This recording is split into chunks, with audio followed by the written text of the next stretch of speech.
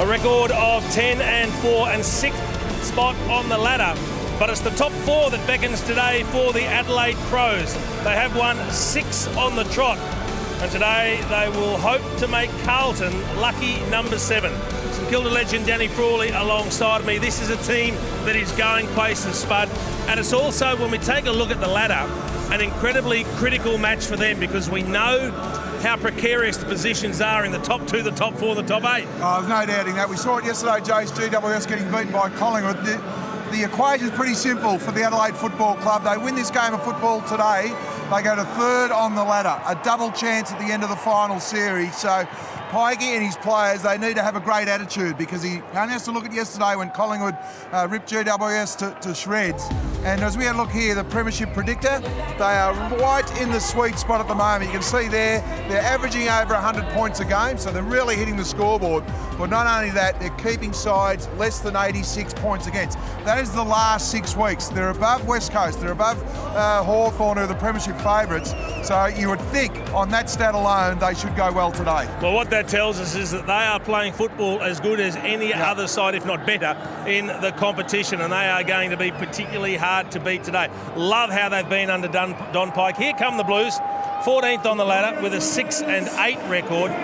And they will be very desperate to break a 3-game losing streak today. How have you seen their last month? Look, their last month has been pretty disappointing, to be brutally honest. They started really well, but the sides are putting a lot more heat into Carlton. They were winning games 5 out of 6, and then the opposition say, hang on a minute, what is Brendan Bolton doing here? It was great to see Silvani last week. Well, I think they've been very promising under Brendan Bolton this year, and Cam Mooney has caught up with the Carlton coach. Well, Bolt, it's been a tough couple of weeks since the bye, but you guys like playing here, you like playing against the good teams, you had a good 7-day break. Yeah, we're ready to go, but we do know that they're as good offensively as any team I've seen, and if they can get the ball out the back, we'll be in danger, but we need to be able to defend well. Well, how do you stop them from getting the ball out the back? You've obviously been something you've been working on all week. Forward line pressure, really important that our forwards put a lot of pressure on that ball, and it's not just relied upon the defenders to defend it, it needs a whole team defence. What about their forward line? I mean, your back line today, their forward line's as strong as anybody's in the competition. It's a big day for them, but I know it's all about what goes on up the ground, but your back line today in for a big job. Yeah, we know defensively they've got to be on, but we think we've got some good rebound out of there as well, Simpson and Doherty and Tui, so it's going to be a good contest. Really appreciate your time. Thanks, Bolt. Back to you, Jace. Yeah, and there's a young man there, Jack Silvani, who's playing game number 2. What did you make of his debut last week? Oh, it was terrific, Jace. Half forward line, he reads the ball really well. He had 15 disposals, nearly half of those contested, had 4 inside 50s. Let's hope he can hit the scoreboard. That's the only thing he failed to do last week, but there's some great similarities with his champion father, Stephen. As you see here, the mark from Jack on the left, and here's the fullback of the century, Silvani, playing forward on this occasion. I don't think Sauce would be happy with holding the head there at that stage, but the similarities are great. As we see Stephen in the box last week, let's hope he didn't have to cut his fingernails, because last week all he did was chew his fingernails, so he'd be wrapped. There's no doubt he'd be a proud dad watching his son playing today. Yeah, look forward to seeing young Jack in action again today. A young player for the Adelaide Crows that I think has become increasingly important for them throughout the course of the year is Charlie Cameron. He's blessed with great speed. It's an attacking weapon, but it also means he's got a great defensive pressure. Oh, there's no doubt he's learned from the best in Eddie Betts. And you have a look at his scout profile here. He's elite in tackles, Jace, 4.8, nearly 5 tackles inside your forward 50. His goal assist, averaging nearly 2 goals a game, and of course hitting the scoreboard. So he's creating 3 goals himself, and probably another couple with his defensive pressure. Didn't play his first game of AFL footy until 18, came from a rugby background and came up the rookie list. He's a great story. Well, I can't see too many weaknesses in the Adelaide lineup. Do you rate them a premiership threat? No, look, I do, Jace. A lot's talked about their forward line and their midfield, but I really love their back line. They're quick, they use the ball extremely well, and they don't like the opposition scoring at all. So you have a look at their back line there. You've got Talia, Cheney's been really good. So, Jenkins, big job for the Carlton defence today. He's the most talked about player in Adelaide at the moment. He's out of contract. While reports Adelaide have offered him a 5-year deal, so let's hope he can turn it on today. They are an exciting team, but let's be honest, the Blues are not here just to hand them the 4 points. It is the Blues hosting the Crows. The first bounce coming up on the other side of the break.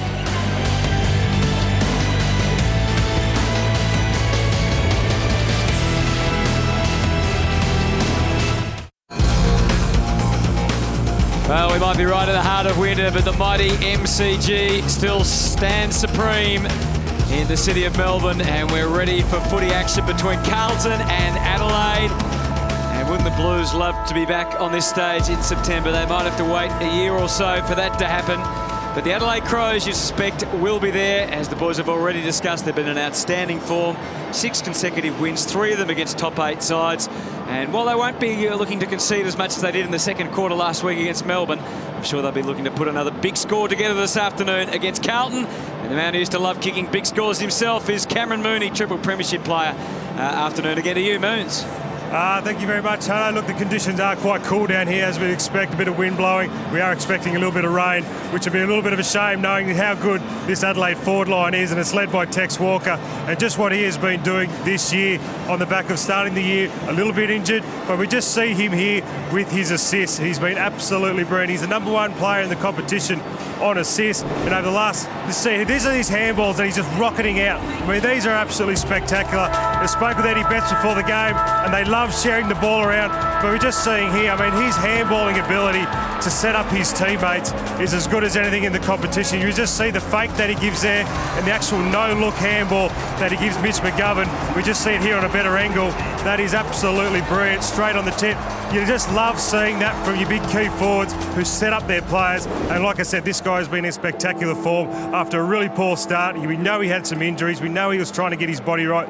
But in the last 6 weeks, he's kicked 20 goals and he's set up a lot of his teammates as well. He's in really good form. Can't wait to watch this one, Hutto. Are you a believer, Moons, in Adelaide and being premiership contenders? I'm a big believer in them. I think they've got all facets of the game covered. Their defence is really strong. Their midfield, even though they lost Paddy Dangerfield, they've picked up the Crouch boys who have really come along extremely well. Sloane's having his greatest year of all time. You know, you talk about Thompson, who's just a regular in there who just keeps going and going. And this forward line, it really is scary once it is up and going. Good stuff. Cameron Mooney, who loved an assist himself in his prime for the Cats. He mentioned it is windy, and it's expected to get even more windy as the afternoon goes, and there is some weather supposedly on the way. At the moment, though, it is okay. There's just a little patch or two around, but nothing much to worry about. So we're going to get some decent conditions for the start of action. As we can see, the flags copping plenty of it already here at the MCG. How do you think it'll pan out this afternoon, Jace? Oh, look, on paper, I think we all expect the Crows to have a pretty comfortable win. We see Tui going to Eddie Betts. But you come to the MCG on a cold and possibly wet winter's day, things don't always go according to plan, so they've got to make sure they start the right way. Tui kept him to 1 goal last year in round 10, Spud. Yeah, it's all about attitude for mine today, Hutto. They saw GWS yesterday let an opportunity slip. The equation's simple. They win this game today, Adelaide, they go to 3rd spot on the ladder and the double chance. It's been a while for the Blues. June 4 was their last victory. And as we know, Adelaide are on a great run. So let's see what transpires here this afternoon at the MCG. Round 16 coming to its conclusion today. This is the first of 3 games, and we're underway. Phillips sends Carlton in towards Cruiser. So Cruiser starting in the forward 50, but the Crows' defence on guard. Laird, we've talked about his impact and growing stature as a player. Simpson had superb form this year, and last week was clearly their best, and Cheney just marking practice at half-back. Yeah, he's full of confidence, isn't he? Just going for his grab nice and early. So Rose gone to Walker. We said Tui onto Betts, and it's Wiedering onto Jenkins. Plowman behind Lynch. I tell you, there's a lot of teams in the competition that would love to have Tom Lynch, the style of player he plays. As we see Cheney take that mark.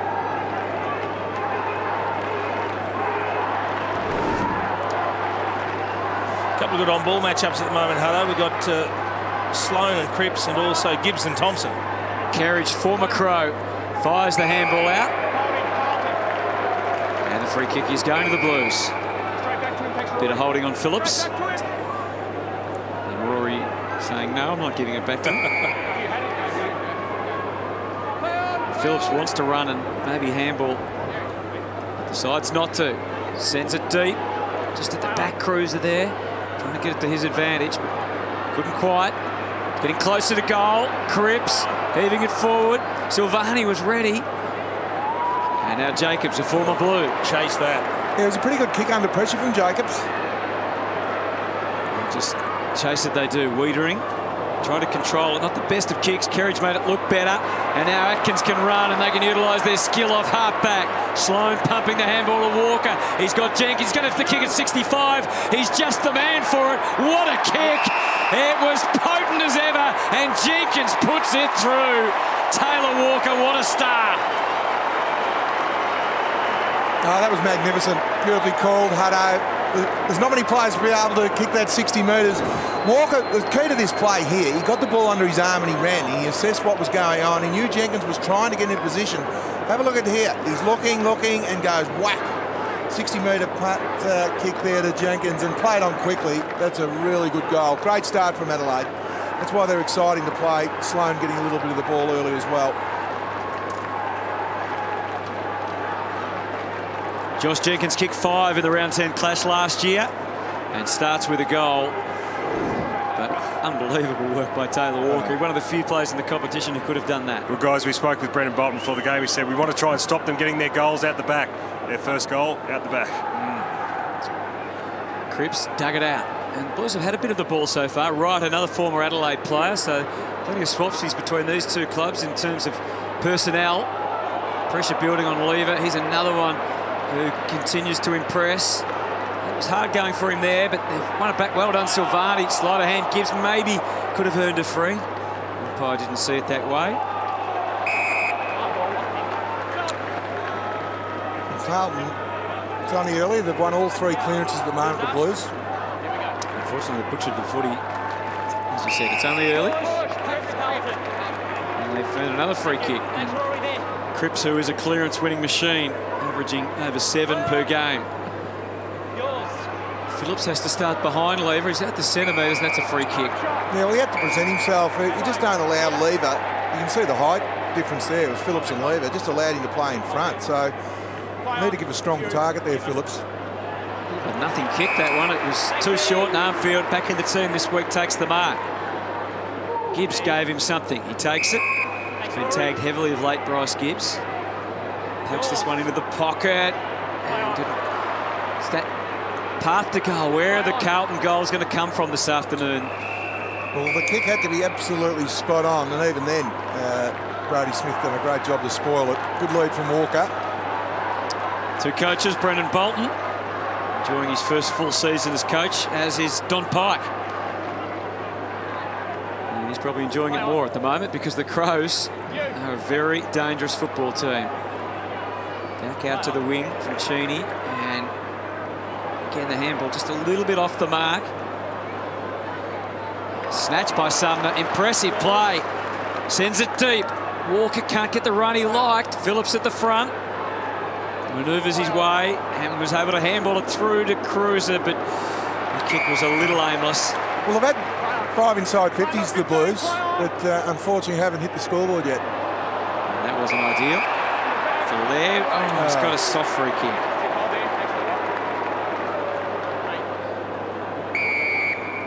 Not saying it wasn't there, but if it was an unnecessary one. Then Natalia, big job today on Casbolt. Talia up beyond the wing. Plowman flies and Rowe, then just bats it away. Thomas shaped the kick. Silvani in the pocket. Cheney wearing him well, and it's overlighted out of bounds. Yeah, it's going to be a pretty tough matchup for Jack Silvani. Cheney, we talked about, a very good player in form, good speed, really good overhead. There's the disposal discrepancy between those two sides so far. Carlton winning the ball, but not able to keep it. Brody Smith punches one out to the wing and beautifully weighted for that man, Tom Lynch again. He just chips us a little bit of confusion in where he's going to kick that, and so Jenkins wasn't in the right spot, and then he almost got to the right position. Doherty has had such an outstanding year. Rowe, brilliantly tackled. The pressure was great from Douglas, and the rewards are strong for the Crows. Walker almost within range, but he loves to share it. And Jenkins once again is the beneficiary. Beautiful decision-making from Taylor Walker again. You can see why he's the captain. There was just no pressure on him. He just assessed the situation again, kicked the ball to space. And Wiedering is done okay on Jenkins early, Jace, on Jenkins, but he's lost him in traffic a couple of times getting over the top. So Josh Jenkins, been much talked about this year, of course, his future. His 5th season with the Adelaide Crows. They could have 3 players with 50 goals or more by the end of the season. He's missed that one to the right. 41 goals, 16 he now has for the year, Josh Jenkins. Very good at creating opportunities when they turn the ball over, Adelaide. A lucky let off, and it was Sam Rowe with a double fumble. Just needs to be a little better. Nice kick from Tui. And now Everett and half back for Carlton. Just on the Adelaide forward line, Jace, you've got to love how they don't get in each other's way. Yeah. How they create space for each other. You've got Lynch, you've got Walker up the ground, and then you've got Betts and Jenkins running back in. Right, pumps it deep, trying to put the pressure on the Crows' defence this time. Laird did enough, just engaged Lamb, and then he's working hard with Sloan, and there to receive again. Great collaboration. Hardigan, not the best looking kick through the air. Made it hard for Matt Crouch. Scooped up by Eddie on the wing. Betts did well. Shook them loose. Here they go on the move again. Douglas has Lynch up his sleeve, or Jenkins to the left. Atkins, he's so confused. Too many options. Gave it to Crouch, gave it to Atkins. Works on the left. Had Eddie going past. Decided to go on his own and didn't get the bounce he needed. Well, they've been in 3 times, Adelaide, and they've scored on 3 occasions. So, as we said, Carlton, at the moment, they've been in 7 times and yet to hit the scoreboard. So they're looking dangerous, Adelaide, when they get forward. 8-point gap. Casbolt, Talia denied him. Trying to work his way through there with Smith. Dug it out just in time. Douglas, bit more haphazard this entry. Plowman and Jenkins both suddenly realised they were too far forward. And it's over the line again.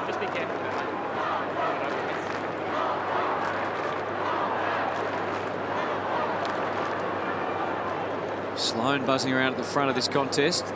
Charlie Cameron was the target. McKay, Crouch, good smother. Silvani versus Hardigan. Laird just eases the kick. Walker, the hands in the back-ish. Lynch, oh, well run down by Plowman. Great tackle. Wasn't it? Terrific hunt. It's over a certain goal there. Great tackle. Doherty, he knew he could get away from Douglas. Brazenly comes out of defence and sends it up to the wing and gets the bounce he needed.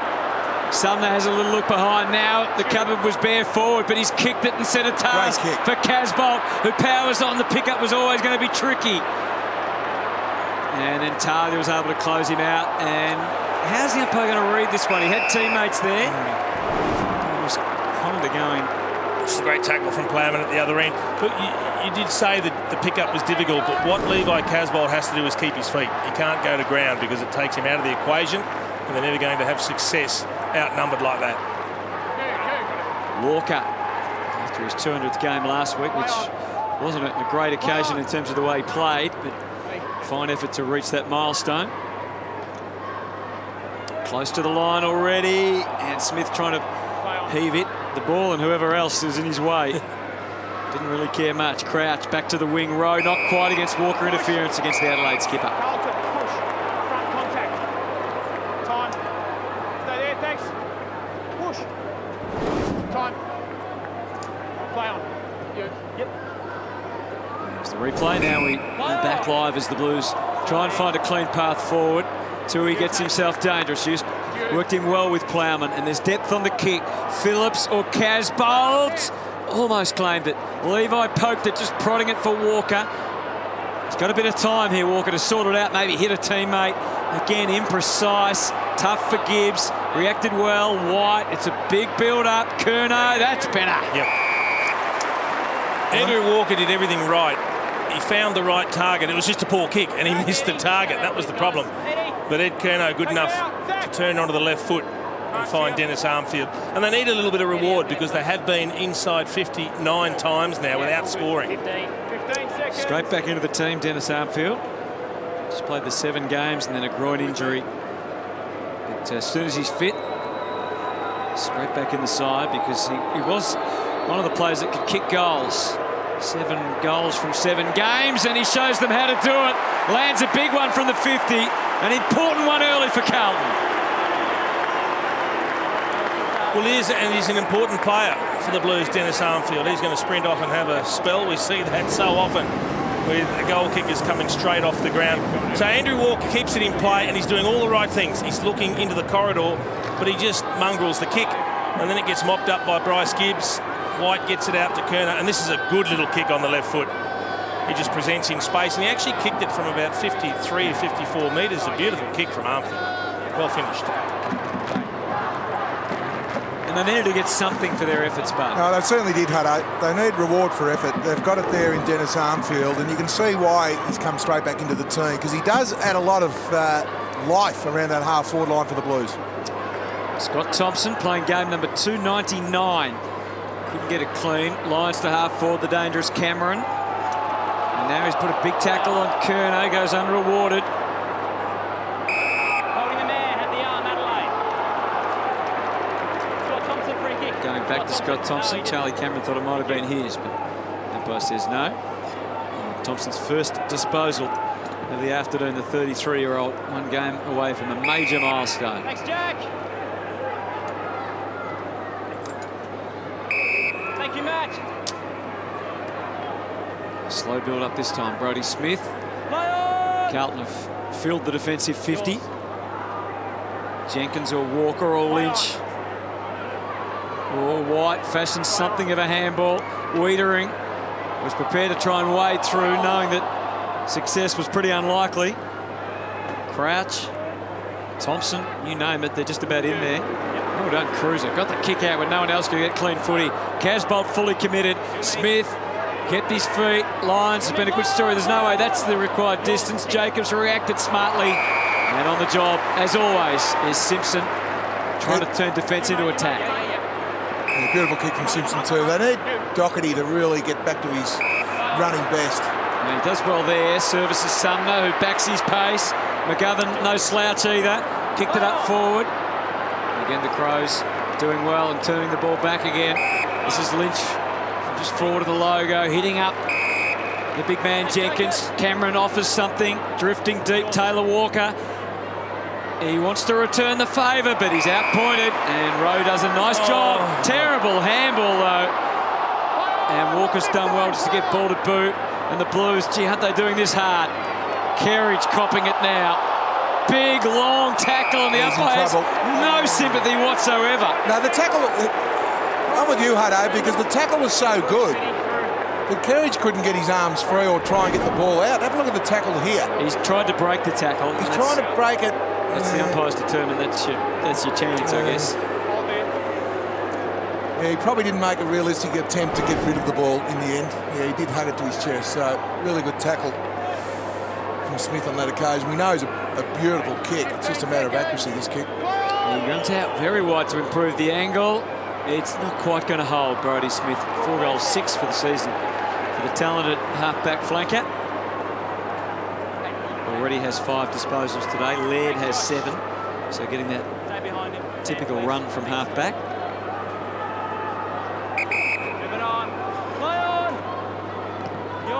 Doherty.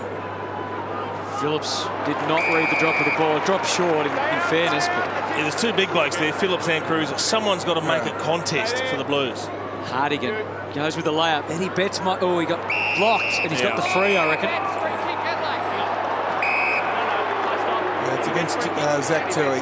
The umpire further afield saw it. Yeah, just took his line, took his run away. He did. And look, Zach Tui kept his eyes on the ball, but he retarded Eddie Betts' run at the ball, as you rightly said, Jace.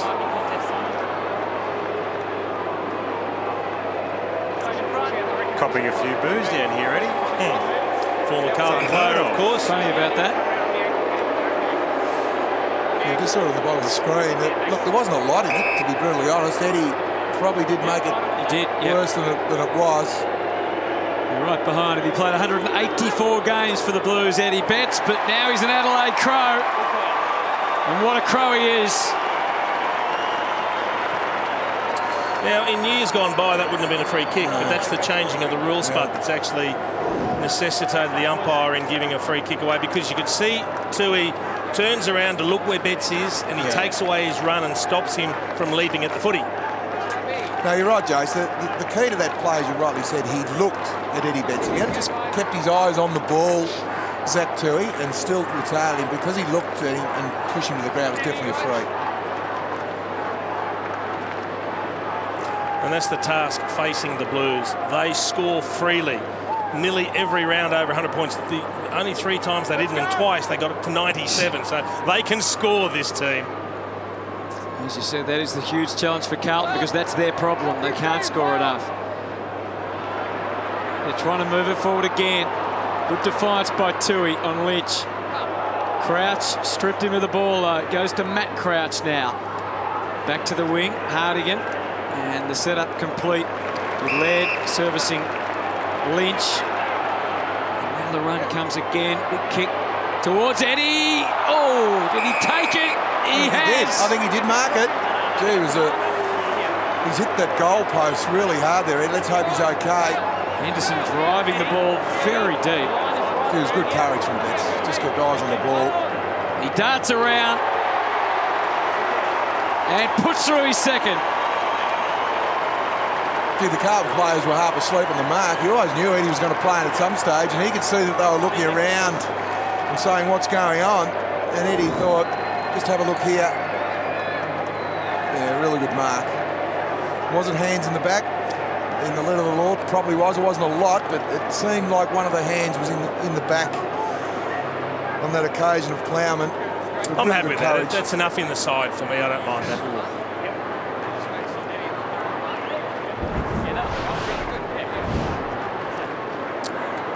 He's got the 2 goals already, Eddie Betts. They had plenty of the ball forward early. The Blues didn't capitalise. Yep. And now it's going the other way. Yep. Suddenly Adelaide lead by 15. And it looks ominous. Rory Sloane has been a big player in the proceedings so far. Simpson took what was on offer. Oh, his handball. Certainly he liked that again as Wiedering cleans it up. Drives it low and short to Plowman. Really owning the corridor, the Crows. They're not allowing the change of direction, forcing the Blues up the line. Tough one for Thomas. And they do that really well, Jace, don't they? And what happens downfield, Adelaide, as we saw on that occasion with Lions, they play in front of their direct opponent. So the only option Carlton have got, corralling that mark, is long down the line. And that's good coaching from Pike. Yeah, their ball use not improving at this stage, the Blues. Yeah, they're going at 56%, Hutto. So Adelaide are going on the league average of about 65. They need to really improve that because they've had just as much as the ball as Adelaide. Wrestle and tussle on in the ruck. Phillips got it down. Sloane to Atkins. Had the handball. Knew it. Brad Crouch. McGovern will try and run onto this. It's all about the bounce now. And the desire. And it's gone all the way through.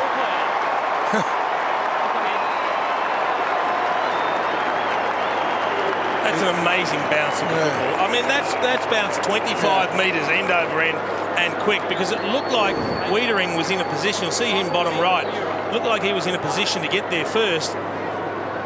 He's got some pace, McGovern, because he ran straight past Wiedering and would have got there first if the ball didn't continue to go through. Mitch McGovern is super quick. You're right. You can see Wiedering thought he was in the plumb position there, but McGovern puts the afterburners on. There's another goal that Cam Mooney talked to Brendan Bolton pre-game about, the one over the top. You count that as one. So there's 2 there, 2 of their 4 goals, Adelaide. And suddenly it's 21 points here at the MCG. Cripps and Gibbs work together, but it's an outnumbered forward line. Tough work for Silvani. It's Crows in front, behind and beside. Laird, not the best of handballs. He's got a Crow down behind play. He hasn't moved much either. He's just getting up now. Laird tracks it back to Talia. White takes the mark. Making it easy for us to identify who it is. It might be Kyle Hardigan, I think. Yeah, Just. He looks like he's copped a decent whack. Punching the kick, Wiedering into the pocket. Jacobs got the fist to it. Gibbs out the back. Sumner's been lively so far. Cripps looking for the big grab. Oh, Jacobs, who was that handball designed for? Thompson can't be for me. McKay braces himself for the tackle and not paid. Gee, Adelaide are really disciplined with that high ball, aren't they? They're aware that Casbolt is going to try and take a contested mark in that area, but the numbers around, and they really do kill the ball well, the Adelaide defence. Sloan off the left, down the line. Eddie can't get a run at it, and Wiedering takes a very well-judged mark. Yeah, it was really well done from Tui there to keep Eddie Betts out of it too, Hutto, without giving a free kick away. Hard to believe he's just 18 years of age, Jacob Wiedering, the way he plays. Sends it back out to the wing. It has found the game a bit tougher in the last month. Yeah, the ball's been going in there a few times too, Hutto, at the moment. But a great learning curve for him. Upfield into the pocket. Phillips from fullback, but Jacobs takes the mark. Yeah, well, Jacobs is playing really well because the Carlton ruckman are trying to get forward to create an extra, but Jacobs will have none of that, and really good positioning from Jacobs. Out for Jenkins. Doherty's done enough to defy there, and the ball over the line and out of bounds. Spud. So that's Kyle Hardigan there, and he's going to cop some friendly fire from Rory Sloane coming the other way when he actually attacks the ball. Ooh. Just cops a heavy one from Rory coming the other way. Gibbs tries to pinpoint Thomas. They're out here, Carlton. Yeah, White's kick is good. It gives Tui a couple of metres to work with, and he's got it very wide, too wide of Casbolt. Missed the mark. Look, he had to hit the target, or even go to the goal square where Silvani was trying to make space, and I think he was in two minds. But you just got to hit the target. It's as simple as that. And the ball use is really letting him down at the moment, the Blues. Jacobs busy again. That can be a very dangerous kick.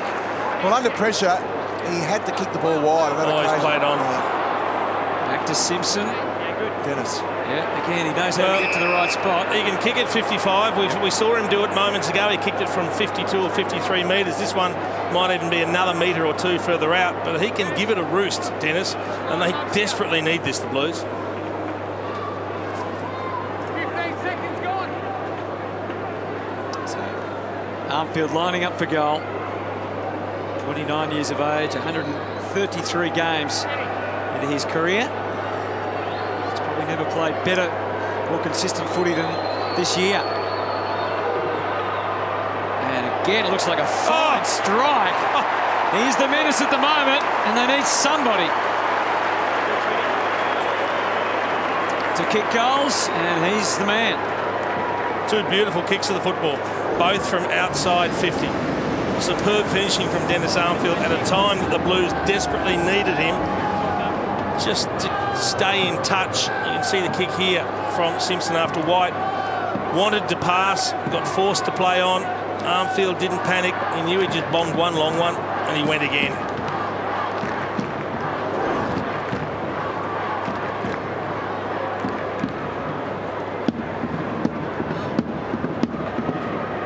Two goals for Armfield. There's the intercept marks.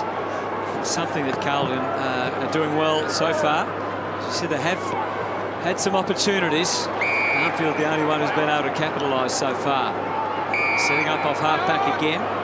Simpson, he's a penetrating kick. Got collected, but the umpire ticks it off. Hardigan stumbling. And Lever's there to escort it towards, but not over the line. Silvani about to tackle. Curls a kick back. A little bit of fortune involved in that, and it felt kindly for Atkins. Kicks to the wing. Well done, Wiedering, but unfortunately it was all Adelaide scouting the pack. Smith. He's waited the kick for Douglas. Saw Rowe was coming. 2 fists out. Taps it back forward. Cameron fully committed, but went to ground. The Blues fight amongst themselves. Wright went in head first. Maybe a little bit fortunate to win the free. You don't underestimate the courage of Richie Douglas, because he knew that Rowe was coming and he continued to attack the footy coming over his shoulder. Not much Brad Crouch could do in that instance. 3 Crows up to spoil. Sloan handball to Mr. Nobody. Sumner's playing an excellent game. The touch was superb, not so from Gibbs. Tardy takes the intercept. He's got Douglas in the middle. There's more than a little bit of doubt and danger about that kick. Oh, Dennis has a fumble this time. There was another goal on offer for him and the Blues. Cheney got him from every side, and he's cooked. Yeah, give the kick to Dennis. He's involved in the tackle. He's kicked 2 from out there. Yeah, he does get the ball. He gets a chance to kick 3 bombs. And Kate Simpson tells him, everyone, have the shot. All the players, all the fans say, just go back and do it again. Well, he's got the hot hand. That worked out perfectly for Carlton. When was the last time someone kicked 3 from outside 50 in a quarter? Round 12. No one's that good, Hutto.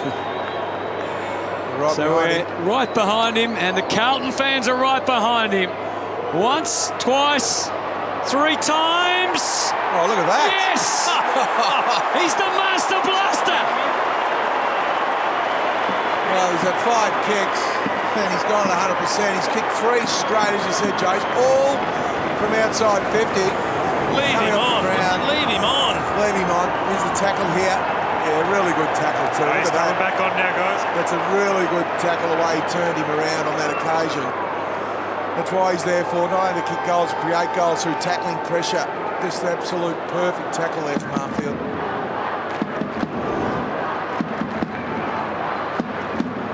So he's leading the way ranking points, but what I love is he was racing off to have a spell, and I don't know who made the decision, if it was Brendan Bolton or someone on the bench. They turned him around and said, get back out there, you're on fire. Doesn't happen enough. And he's led them back to within 9 points. Crews are suddenly full of adrenaline. They're surging again. Cripps spreads the handball wide. Right, trying to cut an angle towards full forward. Casbolt needs to give them something. Can't take the mark, surrounded by Crows. Talia. Cheney. Suddenly they're pressing though. And Dennis was almost there for another. And the handball just gets them into the clear, but only just. That wasn't so good from Thompson. Well done, Walker. And Cripps, right. Gibbs. Little Mo Walker inside. Crouch is able to get Lynch into the clear. Further handball to Cameron. Eddie running in his back pocket. Back to Cameron again. Jenkins tucked away inside, can't find the footy yet. Douglas in the right place, being harassed by Doherty, and Wiedering takes the mark. He reads the play well, Wiedering. That was outstanding play in front of Jenkins. And the siren's about to sound, and the Carlton supporters, who were frustrated for so much of the first quarter, are going to have a bit to cheer about. And it's really one man. Yeah, well, they need to carry him to the huddle, and just rest his legs, because he is the man.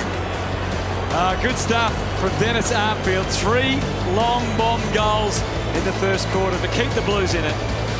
Adelaide 4-3-27. Dennis Armfield 3 straight 18.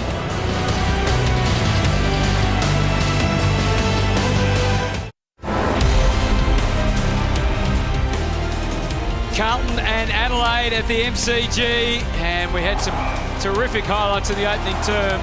Cheney taking a big grab to start things off, and then Eddie cut loose as the Crows looked like they were going to run away with it. And then enter one man, Dennis Armfield. 3 goals from outside 50. We're not sure if it's ever been done before. We're having plenty of correspondence from around the country from people who reckon they've done it themselves. But 4-3-27 to 3 straight 8, and it was good stuff, wasn't it? Dennis salvaged the first quarter for us. I think he got Carlton back into the game, Spud. No, they did. It looked like Adelaide were just going to run away from the game, and you're right. I can't remember someone kicking 3 goals from outside 50. I think you'll just have to claim it, Hutto. Moons, did you ever do it? Not 3 1/4, no. It was unbelievable, wasn't it? I mean, talk about trying to get them back into the game. I mean, you talk with Cripps through the middle of the ground, getting clearances. We know Adelaide were getting them out the back, but this guy then, he's just come in this week, and his tackling pressure was enormous. But as you said, guys, the main thing is he's absolutely hit 3 of the biggest bombs probably of his career in 1 quarter to actually get them back into the game. There's a magnificent quarter from Dennis Armfield. And like I said, Paddy Cripps through the middle of the ground, getting the ball forward, not allowing Adelaide to really control the ball and out the back the way they were. So good having James Dean down on the boundary line. Yeah. Have you ever seen a cooler man with a collar up on the big coat? Looks immaculate, Moons. He does. He's got the scarf and gloves. I'm not sure whether they'll come into play later on. They will, it's cold. But yeah, they weren't only 50-metre kicks, they were actually 60 metres. A couple of those hit the fence, so there's no doubt Don Pike will be saying to his players, look, we control that game and we just need to make sure we can put some heat onto Dennis Armfield, because he is the go-to man, because it looks like Tarley's doing a really good job on Casbolt at the moment, Jace. He's a great defender. He suits him really well. Casbolt yet to take a mark, so they need their players at ground level to really step up. Second quarter from the MCG. Crows with 7 scoring shots to 3, but are 9 points in front. Cripps and Sloan, that's some battle. As Jacobs try to get it down to Scotty Thompson. He's been quiet, Scotty Thompson, just the 3 possessions in the first quarter. I reckon he's the missing link. If they can get him back to his best, the midfield goes to another level for the Crows. Cripps third up. And Doherty gets it forward. Silvani for the first real time. That's a great kick. It is. And it was just taken. It wouldn't have been another couple of centimetres further away from Levi, but he's got there. It was footy smart. He put the ball out to space because you see the Casbolt was leading towards goal and all the space opened up. So he led out of position to lead back into position, Casbolt, and the kick was absolutely spot on. He made good ground, Casbolt. I mean, that's not easy, running an absolutely flat stick to reach out. Good grab too, wasn't it? Hang on to it. Just needs the good first one off the boot to get the confidence going. 11 goals, 10. Yeah, has a season from this spot on the ground. He has now. Wow, he's got the left to right. Dennis Armfield's going. 3 in a row for the Blues. That's a perfect start for Carlton and for Casbolt because it looked like he's in for a long day. Talia doing such a good job, and Jack Silvani, have a look at him here, just in a really good position there. Lever just laid off, and Jack Silvani read it well, and the kick to space, absolutely perfect. As I said, tested the hamstrings of Levi Casbolt, but more importantly for Casbolt, we know he can mark the ball, but the shooting for goal is something he really struggles with, and he flushed that one on that occasion. Goalless the past 2 weeks, Levi Casbolt. And he's kicked a goal early in the second quarter here. And the Blues have come right back into this game. Only 3 points behind. They challenged Adelaide in the same game last year in round 10. Couldn't quite get over the line. Sloan creeps it forward. Look at Cruiser. There's only one way. Charging through. Tui, Lamb involved. Now Doherty sends him out to Casbolt again. Couldn't quite get the feel for that one. Talia staying behind. Lever playing in front. Smith was able just to get the handball back, and now they can run. Jacobs, Laird, and Henderson. He finds the ball, Rory Laird, doesn't he? Up to 11 possessions already, the most on the ground. Not only that, Jade, he used it extremely well. Oh, well done, Sloan. Not just the mark, but the quick reaction to Lyons. It meant they could be a step ahead. It gets away from Jenkins, and Cameron, and it's over and out. Yeah, Jenkins was on that occasion, just the kick failed to hit its mark. Wiedering is playing in front, and you've got to back your young centre half back in, but just got to be aware that Jenkins is over the back, going towards goal. Oh, that hurts. Because Jacobs has been busy though, hasn't he? He's coming up for disposal number 8.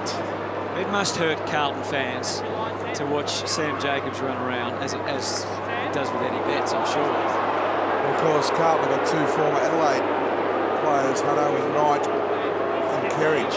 And as good as they are, but we're talking Jacobs and Betts. Class. 2 of the best in their positions in the competition, and he steers it through. No, you're right, Hutto. They're very hard to come by. Big ruckmen who are really good. Look at the free kick here with Cruiser and Jacobs. Oh, if you can tell me that's a free kick, Spud, you're a better man than I am. No, well, I just Who's holding who there? Well, I think it's more Jacobs. Correct. More Jacobs than Cruiser. That is that's a shocker for the umpire, purely and simply, because they've dominated at the start of the second quarter, Carlton. Look, it's a difficult situation for the umpire. He can only pay what he sees, and he would have seen from his angle a bit of holding against Cruiser. I think Jacobs was guilty of just as much holding. You've just got to be sure in that circumstance. Walker came through. It was well matched by Cameron, and the footy goes in Carlton's direction, but Adelaide's way. That makes sense as their defenders control the footy. Anderson and Lever getting involved now. Atkins sends it. Oh, terrible kick into the middle. There was a real opening there for the Blues. Free kick goes Wright's way anyway, and he handballs to Walker. He wasn't that well positioned to kick, so he handballs back for Tui. Over the head of Casbolt. Lamb trying to manoeuvre his way through, but left the Sharon behind. Yeah, just took his eyes off the footy. Just had to get the possession first on that occasion, Lamb. Had it spent before he got it. McKay and Hardigan and Laird. will get involved in the chain. Smith, bit of a standoff with Wright, and he kicks cleanly to Walker, who's gone missing for a little while after being devastating early. That's a fantastic kick off one step on the left foot up the boundary line, though. Not 15, the umpire determined, so Taylor has a secondary go at it, and he hits a very tough kick. Finds McKay. Should try and switch it if you can. Carlton done extremely well. They're set up for the switch, the Crows.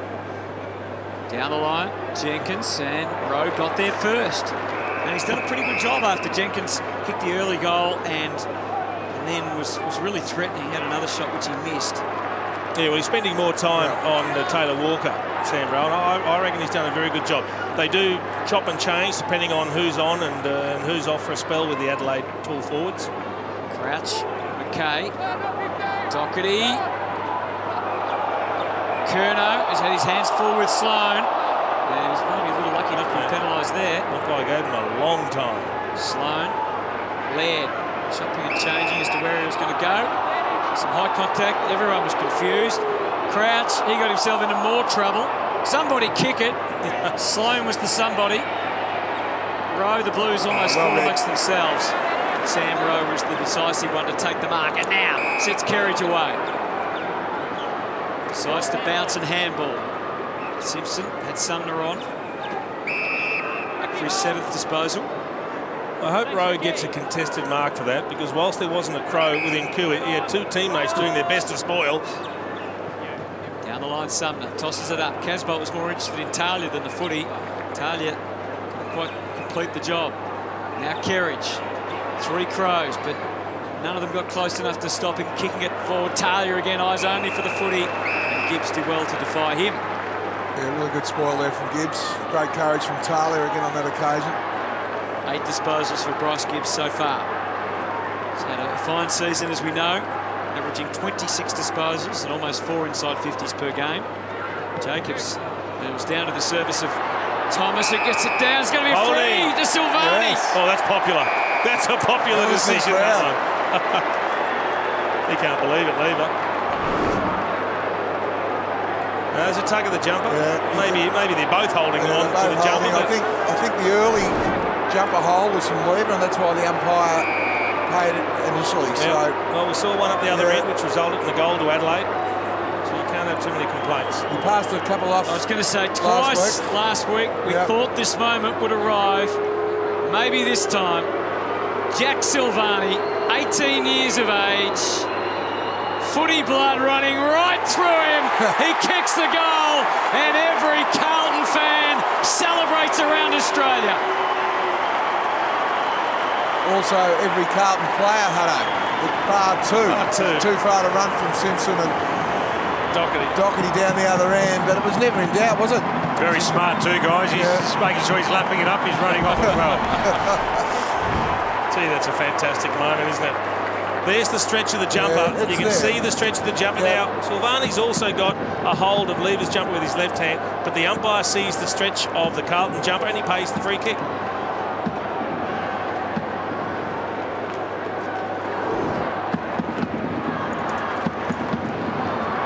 Well done to Jack Silvani. Using the ball extremely well, aren't they? Carlton, 92%. Big contrast to the first quarter. Crows threaten when they go forward. McGovern just one component of this so dangerous forward line. Gibbs, though, that's well played under all sorts of duress to get it to Armfield and now to Curnow. Misfired there. Miscommunication. Yeah, well, it's actually the bad lead from Casbolt, Hutto, because he was under pressure and he was always going to get wide. Casbolt actually led up the middle of the ground. That's okay if there's no pressure on the ball carrier, but the Carlton ball carrier on that occasion had a lot of pressure on him. Possession number 14 for Rory Laird. Still hasn't turned the ball over yet either, Jose. Rory Laird going 100%. Crouch. Send it towards full forward. Only Carlton players really flying for the ball. Plowman with a mighty thump. Lyons couldn't contain it. Now it's Sloane close to him. Lyons again, Sloane again.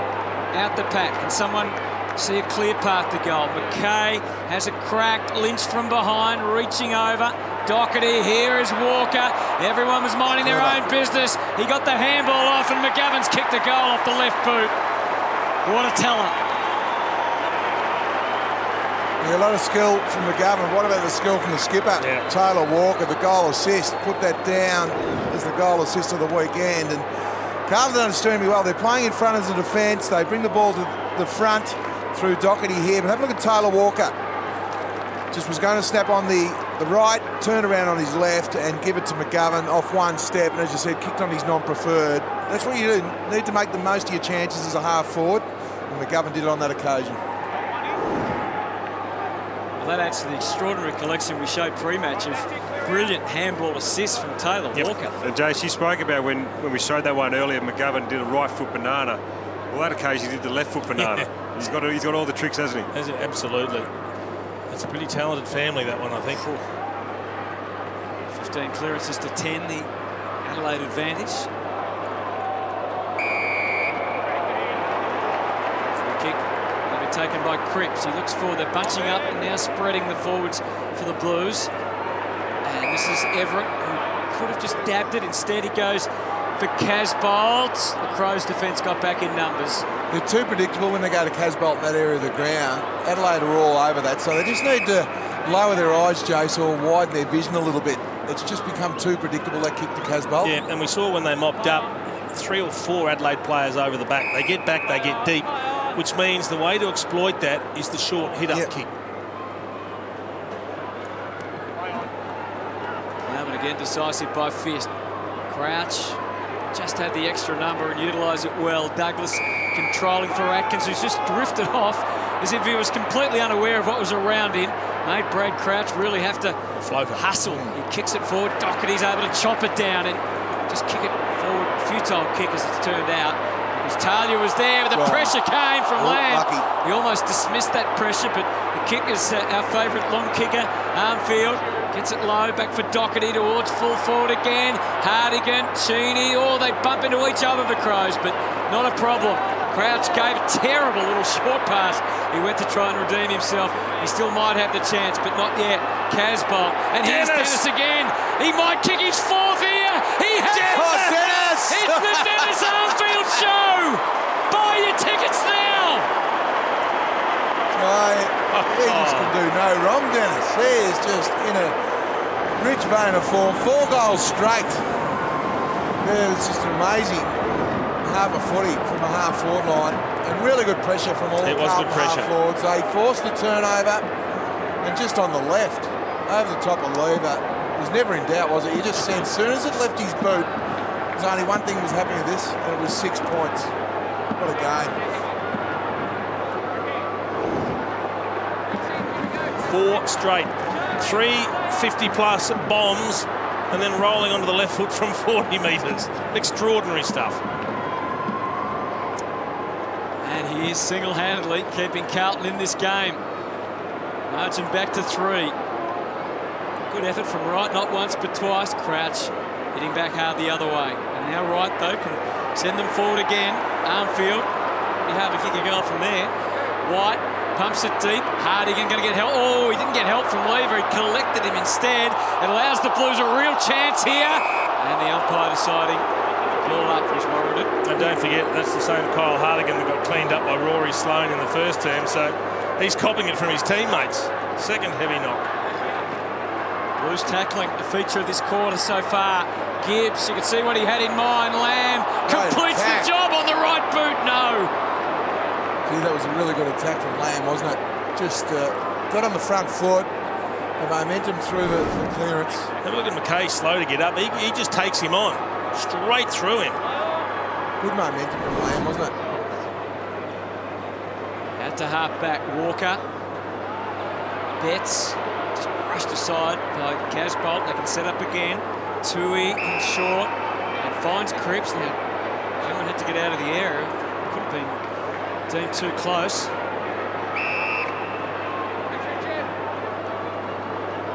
White peering deep.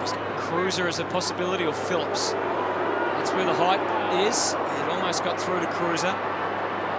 Thomas, but it's all Adelaide now.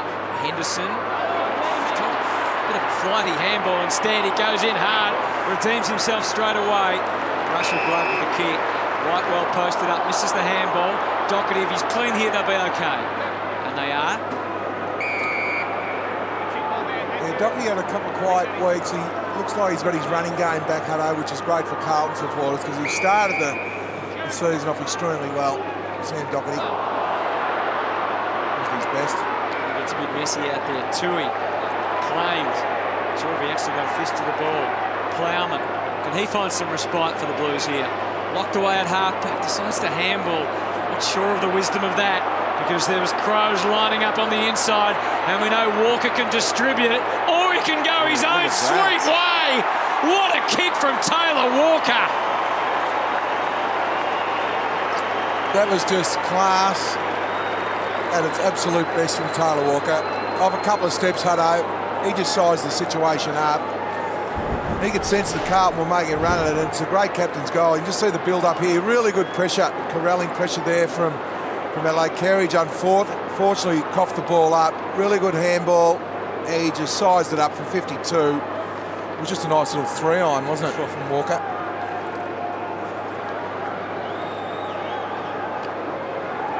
Seven disposals in the game, 1 goal and 3 score assists. I'm a touch deflated, Hutto. What was that? Well, I found out that kicking 3 from outside 51 quarters has been done 6 times since 2000. Wow. And I'm disappointed you didn't know that Shane Kirsten did it earlier this year. Right.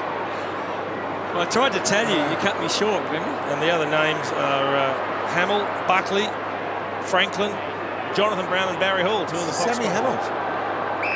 So the Crows have worked that all the way back into their defensive goal square. You tried to claim it, Hutto. Talia out to half back. McGovern looked likely in the air. No free kick either way paid. That's a penetrating handball from Doherty.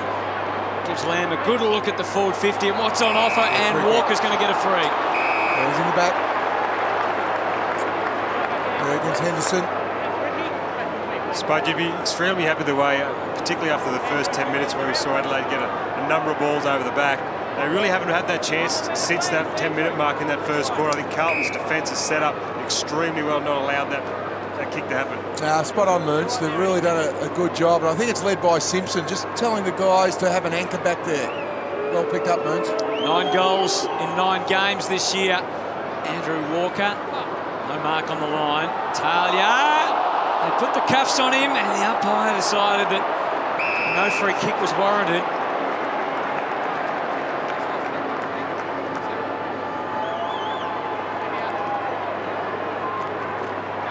Rory Sloan up to 14 disposals now for the Crows. Cruiser hitting in hope, but they were able to get it out of there momentarily through Crouch. And now the fight is on with Tui. Betts looking for the tackle or the intercept handball. Oh, almost knocked over McKay. He did well with a follow-up, though, on those slick hands of the Crows. They get from inside to out, and they're away with a scruffy old kick onto the wing from Crouch. They tried to take on too much there, Crouch. I'm not going to ping him for making no effort. Now, he was wrapped up and had absolutely no chance, but He's got a 100-kilo forward, wrapped the legs around him there, Joe. But what he did was he just lay there without making any movement to do anything. What he should do... The umpire wants to see at least an effort. Taylor's made a mess of this, Walker. Now Plowman, he does the same, returns the favour. And it's Henderson to mop up for the Crows. So we've seen a fair bit in this game, and some of the errors continue. That's a poor kick down the line from Hardigan out of the full. When Taylor Walker's got him around like that, Jace, this is what happened a moment ago. Walker just handled it. What happened, though, his teammate was there and then he ran off to get to the interchange before he looked at him. Well, he does do the odd no-look handball, as we identified before the game. Silvani put the move on and almost got through. Smith, instinctive handball. Sumner, oh, that was a throw. They dodged one there. Kick goes back to the wing anyway. Rowe played the ball on its merits, and he's taken it well over the line and out of bounds. A really good job on Jenkins, as you said, Jace. They are rotating a little bit, Wiedering and Rowe on the Jenkins, but The thing I've liked about the Carlton defenders, they're taking front position. Okay, you might get caught over the back now and again, but if Carlton midfield can put a little bit of pressure on Adelaide, it makes it so easy to play in front. Thompson tried to reel it in. Sloan knew exactly what was around him and where Cameron was, and he can profit now, bouncing once already, maybe a second. Eddie's deep. This is going to make Tui work hard. He couldn't quite close him initially, but didn't he spoil well with good timing and gets it to the boundary line? Well played, Zach Tui. It was well done. It was a really good lead from Eddie Betts too, Hutto. Great one-on-one there with Eddie Betts. Great spoil there from Tui. Not to give for a kick away running full tilt. That is skill. Here's Tui again. Kerridge gives him a way out. And Everett posts up nicely. Gives it to Gibbs. Locks flowing as he was running down half back. And then, as I said, came to a dead end. Not a bad play to switch the ball. If they can really switch it out here, they've got players open out the other side through Simpson. It's taken a while to get there, but Simpson is still in the clear. He's got Wiedering down the line. Spoil came. Wiedering couldn't quite withstand it, but at least he was able to get it to the advantage of Simpson. It's a downfield free now, so Carlton can set up. Yeah, they need to move the ball quickly here now, though. And Wiedering's run off to try and provide an option. It's at least drawn a few Crows defenders out to the right, but as you can see, they're coming back to the left instead. Tui. Plowman. Needed a good kick. Finds Cripps. I suppose number 14 for Cripps. Cruiser is the deep target. Cruiser's the target, surely. Well, he's actually gone wider than that, into the pocket to right. Strange target, isn't it? With Tall's down there. Smith, this is the blind and wasted handball. Sets up Walker, little sniff, and it's snuffed out pretty quickly. Almost a big fly on the mark. All over the boundary line and out of bounds. So 8 points, and the Blues are really holding their ground in this second term. The game's just gone into a holding pattern. The scoring's dried up. A little bit of a slog. Errors from both sides. Kerridge had the chance to turn around and have a shot. Decided not to take it. Now a wayward slap leaves Sloan kicking back. Carlton well represented here again. Doherty needed to be clean. Stumbled. Hardigan all over him. Able to paddle the ball back through the middle. Betts, and now they can Lynch run. running hard. Lynch will be there to receive this in the square. Got it from Douglas, and that hurts.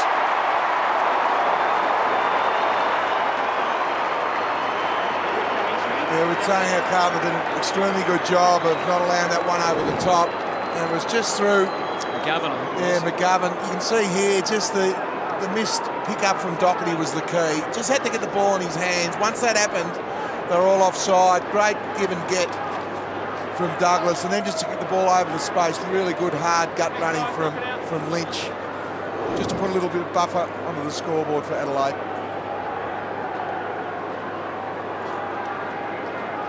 He's spent on Lynch, hard running, and ran all the way to get the goal. Carlton down to a 14-point deficit now. Yeah, Adelaide have kicked 8 goals, Hutto. It's 7 different goal scorers, so they really do share the workload in front of goal. Lions, you can see the early work done by Walker there, but it didn't come to anything. Wiedering just, he's missed the target, put Simpson under all sorts of duress. And it still might cost them. McKay, no one was quite sure the intention of the kick. Well, it was meant for Jacobs, Hutto. Yeah, Cameron. Yeah, but Cameron's in the right spot at the right time.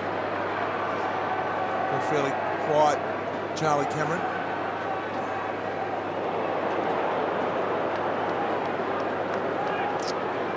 Yeah, it's just the 3 disposals so far for Charlie.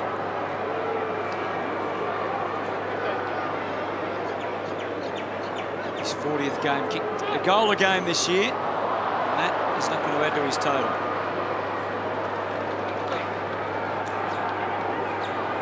It wasn't his best, that's for sure.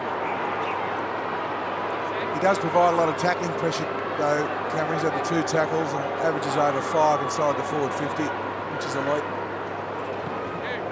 He's kicked a 2-on-3 here. Pinball action as the handball comes in from the lever. Hardigan Crows, but they just stay ahead of the game. Laird, more aggressive. Sends them inside. Again, McGovern almost. Just couldn't quite stay upright. Douglas. Umpire lets it all go. Lets them keep playing. Sloan does that. Bounces up. Handball could have gone anywhere. Here's Charlie Cameron. Good edge. Back out to Lever. Simpson had his eyes on it. Was spoiled by his own teammate. Now Sloan hooks it back.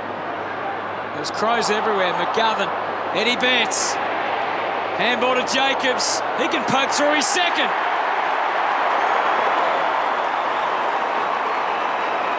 The two ex-Blues combining. Well, you'd think it was Sloan to Betts, when you think of two players involved in the goal, but it was Eddie Betts who handballed to Jacobs, who's had an outstanding game, 10 disposals, really good kick from Sloan, unselfish. McGovern over the top to cause the spillage, and Eddie Betts just sizes up Jacobs 30 metres out on his own, and easy as you like, over the goal umpires had for his second goal.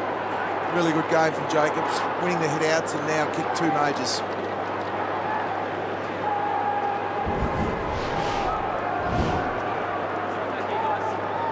Back to 21 points. Big couple of minutes for the Blues here. Need to kick a goal before half-time. Can't afford to concede another. Gibbs stripped of it by the crouch tackle. Wasn't that good play? Lynch digs in. So too Cripps for Carlton. Phillips crunching tackles from either side. Gibbs with a surety. Out wide from White. He's put too much on the kick. It's not on the full at least, and we'll have a throw in on the wing. Hasn't gone Daisy's way today. 7 possessions. Dale Thomas. Just about a little bit to get into it, but still working hard. Gibbs. Thomas. You can hear the gasp around the MCG as he handed it on a platter to Walker, who gives to Sloan. Does he take full toll? No, he doesn't. We'd be relieved. Very, very relieved. Kick was 3-on-1 in the middle of the ground. It wasn't a great decision to go in there. Pretty sure the moment left his boot. Yeah. Horrified. Right back to the wing. That's not going to get much further than Laird.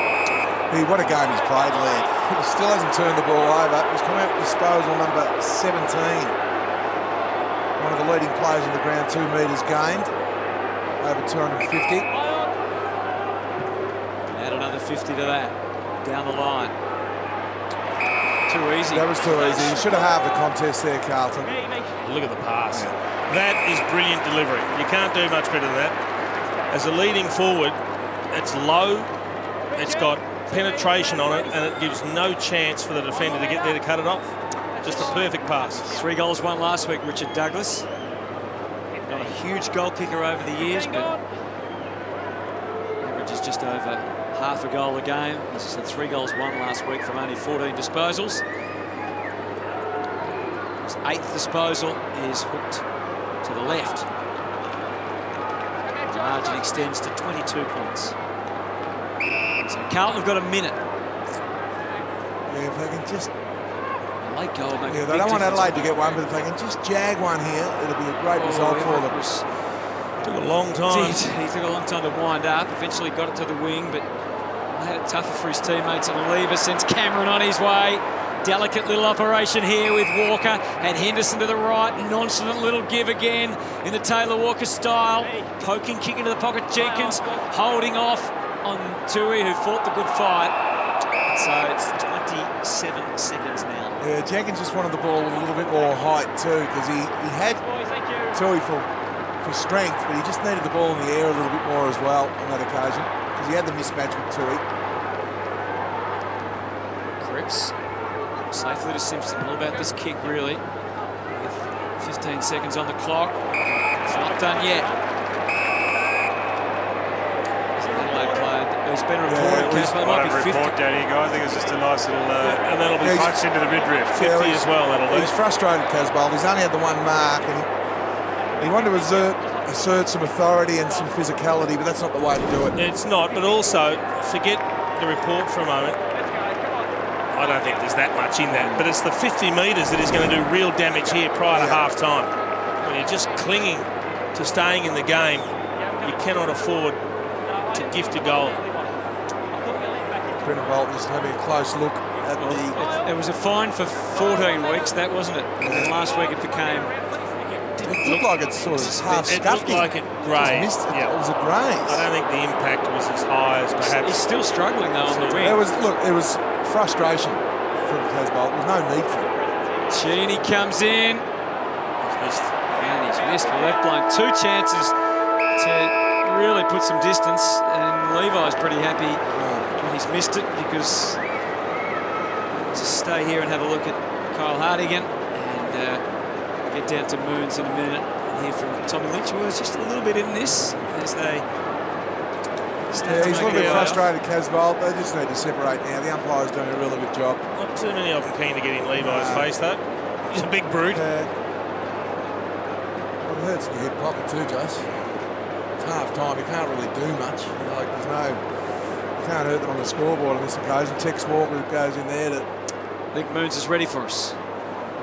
Well, Tommy, I mean, that part of that last 5 minutes, they defended you pretty well up until then, didn't they? Yeah, look, they certainly were getting the intensity in the game, and I think it's just due to their pressure. They were a bit more pressure around the ball than us. We need to get into the hunt a bit more and win some contested ball. Typical Adelaide fashion, you share the goals around. That's what really makes you guys work, doesn't it? Yeah, exactly. I mean, we've got to have an even spread. Everyone's got to be contributing, but we'd like to move the ball a little bit better. I mean, that comes off our defence. We don't turn the ball over. We don't have to be running the other way. So hopefully we can tidy that up. Thanks for your time, mate. Good luck. Thanks, Moons. All right, Adelaide have a lead of 23 points, but we've seen plenty of action.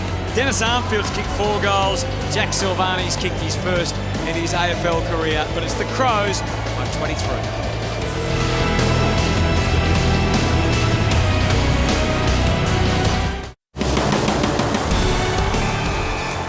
Is there a more exciting moment in league football than a player's first goal, and particularly when you happen to come from Carlton royalty, Jack Silvani and his teammates enjoying that very special moment in the second term. But at halftime here, it's the Adelaide Crows with a 23-point margin.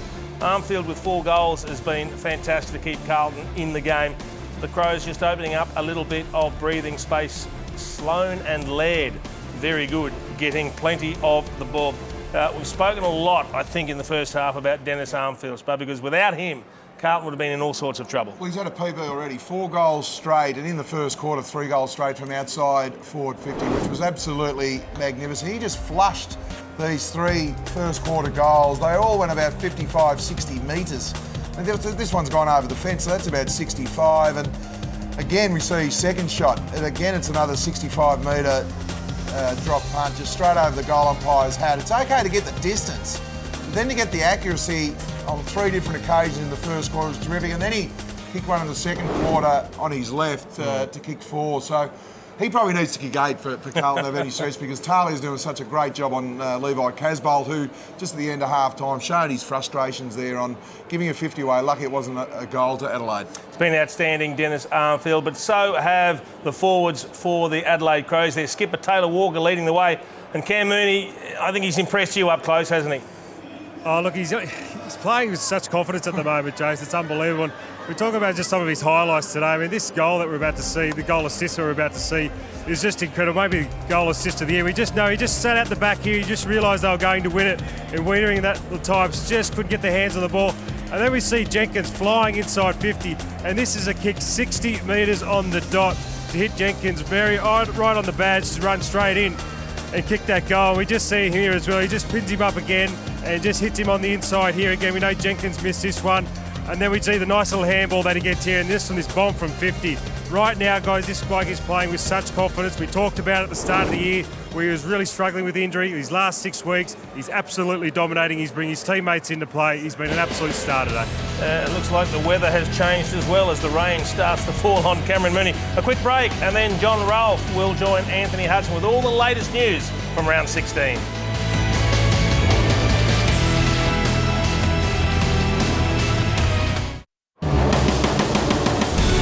And the predicted rain has arrived just in time for the third quarter here at the MCG. It's looking rather dark and gloomy and certainly rather wet, which is music not to the ears of our boundary rider Cameron Mooney, but he's used to it.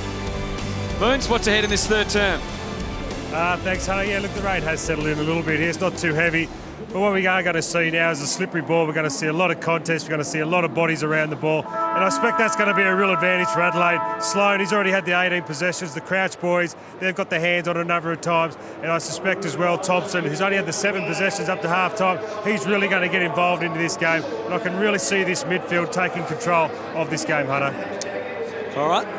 What do you think Carlton need to do, boys? They obviously conceded those last 3 goals. They've been really competitive up till then. Look, they have. I think Casbolt's the real... And look, these conditions probably do suit Casbolt. He's probably not going to mark the ball, but now get the ball long to him and let your half forwards get to work. And as we see the radar there, it doesn't look great for the rest of the game. So Carlton really need to get some yardage. They need to get Casbolt into the game and just create some goals about 0 to 30 and let their half forwards in Everett and Dennis Armfield and Silvani get to work. They've just got on top in the contested possession, the Crows, so the Blues need to go again and just avoid a couple of those fumbles that have been really costly. Well, they've been one out, haven't they, in the contested ball? You have a look, they've been beaten by 20. Cripps has had 12 already. The next best is about 5, so they need some help from him, with him. Third quarter begins with Rory Sloane making it possession 19. It almost got all the way through, but well done from Rowe. On the job and sends it out to the wing. Laird got away from Armfield and kept the footy moving forward. Atkins off the left boot. Kick curling into the pocket again. Rowe has done well to keep the ball at bay from Taylor Walker. Yeah, they've had a good duel all day. Sam Rowe and Taylor Walker. Taylor Walker's kicked the 1 and give 3 away.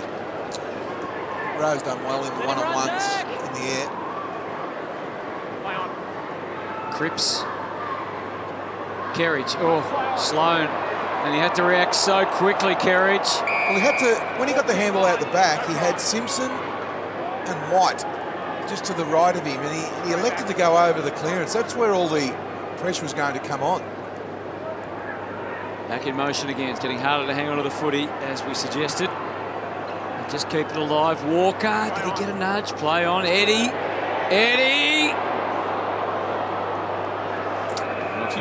Really good body spoil from Sam Rowe. Yeah, he just jumped in early and put his chest into his back to take him under the footy while he's got the arm up trying to spoil, disguised it well. And the tricks of the trade, Spud, for defenders, isn't it? It is. You don't always have to use your arms, you can use your torso, which he did on that occasion. Lever. And they've got it locked away now, the Crows. Probing again. Oh, Douglas. It was a good kick. Wasn't it? It's a good kick. Not sure the conditions suit that kick, though, today. Now, Walker. Can't long kick it because all you've got... Oh, Dennis, now, it went sideways. He's no one ahead. He's too far out the score, Jason. There were 3 Adelaide players sitting back, which is why they're stopping and holding the ball up. Doherty's done well. Got himself into the clear and hits the target. Walker, the give was excellent. He can slide it if he needs to, Gibbs, but he slipped sliding away the other way. Gee, that's missed by a long way. That's missed everything by a long way. I thought they'd worked it through really well. They couldn't bomb it forward. They had to hold it up. They had to hit targets. He's only kicked at 43% efficiency, Bryce Gibbs. He'd be disappointed with that miss. It was a good opportunity for the Blues.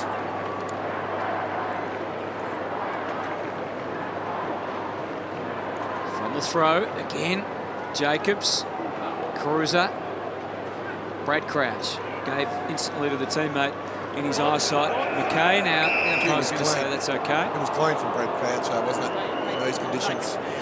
He's had 17 disposals. I've seen that called deliberate plenty of times this year already, but particularly now with a bit of rain falling, you've got to cut the players some slack. Brad Crouch seems to be growing in confidence and performance almost each week. Here's Eddie Betts back helping out across half back, but ill-directed kick. Simpson, there's plenty of Blues in there. That could be 50. Well, that was 50. Yeah, it was. Yeah, he cut right across. In the protected area, Taylor Walker. Rowe just dabs it short. Patui. Just holding their positions down the ground. Not a lot of movement. Out wide instead for Daisy Thomas. No, that's okay. Sometimes you have to be patient. A little bit of possession won't hurt the Blues. Just keep it out of the hands of the Crows until you find a way forward. Forms in the end, down the line. Casbolt was the target. Slapped forward by Silvani. Could amount to anything. Could amount to Dennis Armfield again. His handball was a little over-exuberant for Doherty. Cheney chips it wide for Atkins. Negated in the air by Kerridge. Atkins finds it on the ground. find some meterage for the Crows. Not the perfect kick, but good enough for Thompson, who looks forward and he's happy to trust the one-on-one. Plowman and Douglas. Didn't quite get the bounce, or either player got the bounce they were after. Douglas, and had help in the end, did Plowman in the form of Zach Tui, who sends it out wide for the advantage of Kerridge. The rain tumbling down at the MCG. Not a lot happening so far in the third term. Still a 23-point advantage to the Adelaide Crows. They gather on the wing. Here we go. And here we go, Jason. Well, I was just talking about this. Cade Simpson's going to mark it, and the mark's going to be there. You watch Taylor Walker, how far over the mark he actually goes when he comes in. That's 50 all day. Yep. That is metres over the mark and should have been fullback 50. Back live, and Talia again. Laird skies it out wide and sits up. Armfield came late to the contest, but almost been able to create something. Lever and Tui. Still, it's a bit of kick to kick at the moment. Might be time to give Casbolt a run in the ruck. Just to get him involved in the get game. him involved, put Cruiser forward for a while, just to release the shackles on him, because Talia's all over him. He climbs over him again.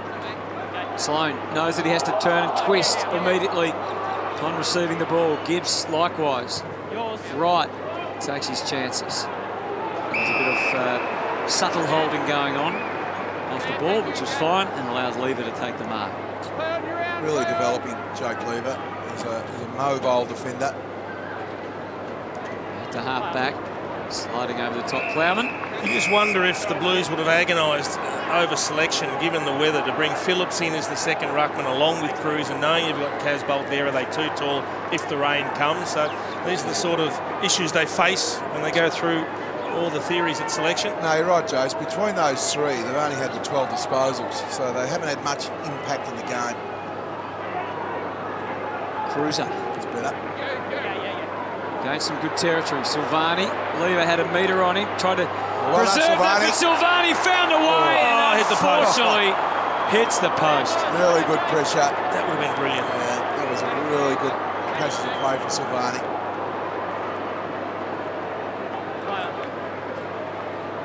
Hardigan deep in the back pocket. It's a lowish ball for Jacobs. Hard to contain. Sloane did pretty well. Good scrap going on between those two. Betts clean with the pickup, not quite so with the handball. Now Thomas gives Silvani another chance, looking for a free. Played that hand already, doesn't get it this time.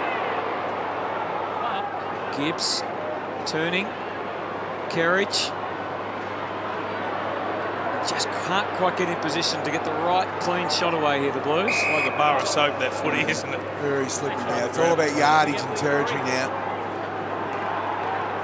Working hard, Jack Silvani. He's only had the 5 possessions, kicked a goal, but he is working hard.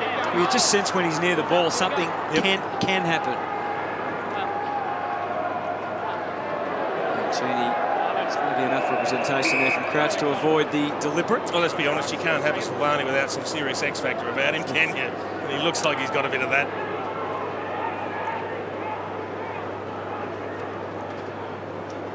Jacobs from behind. Tom Lynch, if you're not clean the first time, it's so difficult to move the ball on. Thomas, Lynch goes again. And again, he had company. That was good from Betts. They might be able to just inch their way forward here. Thompson to half forward. Again, they're outnumbered, and Douglas can't do much about it. Doherty has Simpson dashing across half back. His 14th disposal coming up. Had a wonderful season for such an experienced player. And again, he uses that powerful left boot to find the man of the first half, Dennis Armfield. Now Gibbs getting plenty of it today. His 21st disposal. It's been a real win for Daniel Talia and Levi Casbolt at the moment. It's going to be hard for Casbolt too in these conditions, Jace. He didn't mark in the first half of the slippery ball. All he needs to do is try and create some goals. Yeah, just keep hitting the contests. No one could quite stop Atkins. Now Betts, Jacobs, Sloane. Starts to come together, but again, pretty haphazard ball movement. Again, because of the conditions. Bit of a shove, but no free kick umpire expecting Rowe to take the mark. Nothing certain in these conditions. Talia's enjoying it though, gets the spoil on. Wright comes sliding in. Had the arm clipped, and now he's going to be penalised. But just on Casbolt, he doesn't do, and Jace, you know this, he doesn't do enough work early. He leads Talia to the ball every single time, and Talia is one of the best one-on-one defenders in the competition. Will always get an arm in.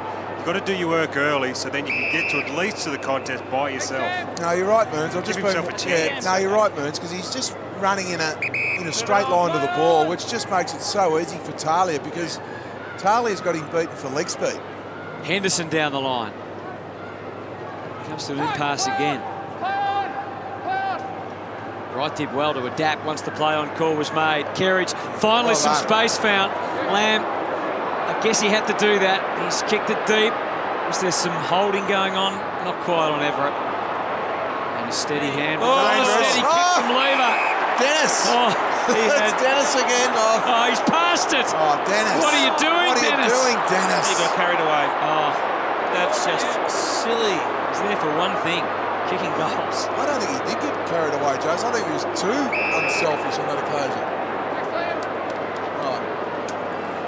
Do you want to ruin his perfect record, Hutto? Maybe. Opportunity gone begging, and a let off for Jake Lever, who did everything right, then had all the time in the world, telegraphed a short pass, but they weren't able to punish him. Now swinging onto the left foot, that's the concern. You're better off having a set. I'll take it back. Just go back and kick the goal, Dennis.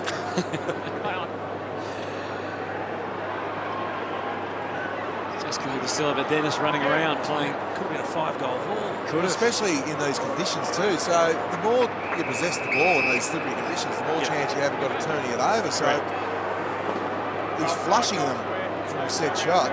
It was just a matter of accuracy where he marked the ball. It was actually going to be his shortest shot at goal.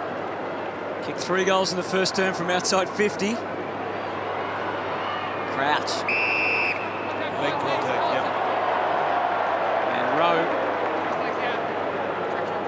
has worked hard today. Free kick going to Simpson there, of course. Gets himself into the clear.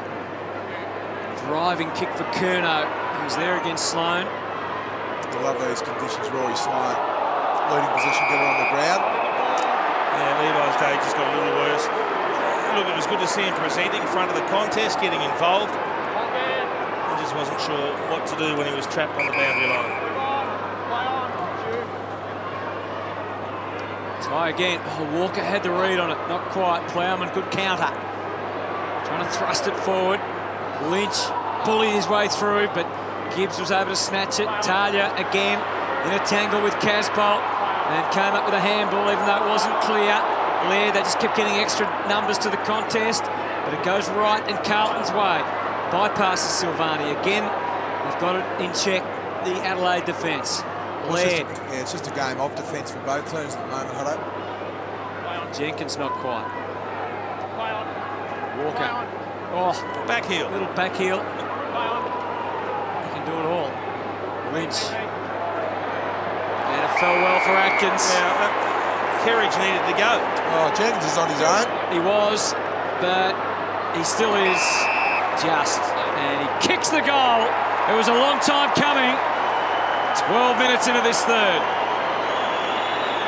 Well, Jared Lyons marked the ball. He thought, I'll go back and have a set shot in these conditions. And Jenkins was there for an eternity, so eventually he thought, well, I will have to pass it and have a look at the back heel from Taylor Walker. Then it goes to Lyons, and there's Jenkins on his own and just plays on, kicks the easiest of goal, just to break this deadlock in this third quarter, the first goal from the third quarter.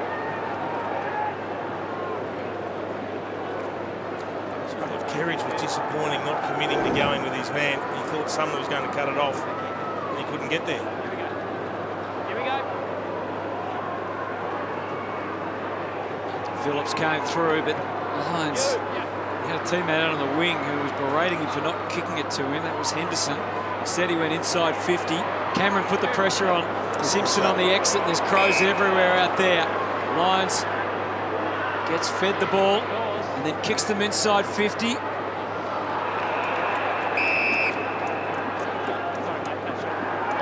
Again, Rowe using the fist to good effect.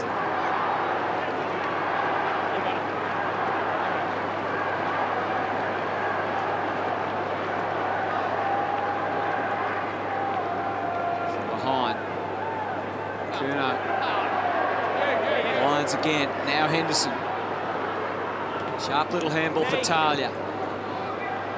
White. It's a trap, but allows the Blues to escape, at least in the sense they get a rush kick back to the wing. They've got a chance here. And it's Armfield again. Oh, he needs the bounce. He didn't get it. And Cheney was able to get there and stop him in his tracks. Still alive on the 50. Hardigan under some pressure. Talia, Blues keep coming, pushing, shoving, trying to step through. Slam, but just didn't quite materialise for him. And instead, it's Adelaide on the surge. Thompson's control kick is good to Crouch. Down the line, they've got Jenkins at centre half forward, screaming for it all alone. 35 metres out from goal. Well, Scotty Thompson's really picked up with these conditions. They do suit him. He's really quiet in the first half. He's had 6 disposals already in this third quarter. 4 of those contested. He knows how to find space, Josh Jenkins. In fact, all the Adelaide forwards, they push up the ground, they work back, they cover a lot of ground, a lot of territory, they work hard, and it pays off. Looking for his third goal. 6th kick of the afternoon. He's going to miss, and he missed to the left. Profits, bud. A little bit of a hobble. I'm not sure whether his boot come off on that occasion.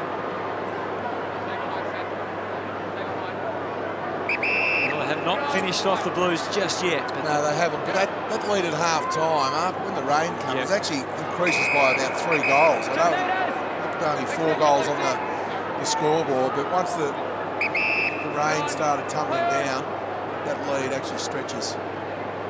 Back to the wing again for Carlton. Can they find a path to goal? It's been tough in this third term. Cheney, Hardigan, lost his tread on that, and Lamb usually had a couple out the back just on guard, and again it's Crouch. He's about to be tackled, but he gets it to Lyons, who can take it to Douglas, map out a plan. Walker's running inside 50. As Douglas looks up, he's also got McGovern. If he looks inside, he kept on going, Lynch, and Lynch will mark. Close to goal. Betts in the square, no. It was good play in the end. Don't just go back, kick the goal. Taylor Walker was goal side, and then Lynch was goal side as well. There were 3 loose Crows in the attacking 50 that he could have picked out. It's started to happen again, hasn't it? That situation for the Crows, getting out the back of Carlton, but not taking full toll. The only thing keeping Carlton in the game is the inaccuracy, but he works hard, Tom Lynch, doesn't he? The Blues have to find a way to either run and carry or keep some sort of forward structure. Too many players are getting caught in between, going all the way forward or all the way back, and not having an impact either way. Almost snatched out of the air, prodded off the air instead. Man on the spot, Eddie Betts. Turned into the perfect drop punt. That kick from Jenkins, we saw a great goal assist from Taylor Walker in the first quarter to Jenkins. Now this one, as you said, Jace, off the ground, he just flushed it. Out of mid-air, it's gone 40 metres. A perfect drop punt off the ground. It was almost like a place kick. Yeah, it was. It was just incredible. And Eddie for his third. No. Yes. Only just. Yeah, the Carlton supporters must look at Jacobs, and then they look up in the forward half and see Eddie Betts, who's the premier small forward in the competition, and again he's kicked 3 goals. Have a look at that kick from Jenkins, though. It's just absolutely flushed it. A spin on the ball, perfect. It's spun like a drop punt, backwards, which makes it so much easier to mark. And yeah, the Carlton defenders could count themselves very unlucky there, but like all forwards, you need to be front from that clearance, and Eddie Betts was. Just having a little chat about it, Eddie. Telling Daisy exactly how it unfolded. Basically, look at the scores there. Yeah, look at the replay too. 9 out of the last 10 scores are all Adelaide. And as you said, it's lucky that Adelaide have been inaccurate in this third quarter. Betts, of course, went to Adelaide, and basically with that money, Carlton got Daisy Thomas. Adelaide 11.874, Carlton 6.238.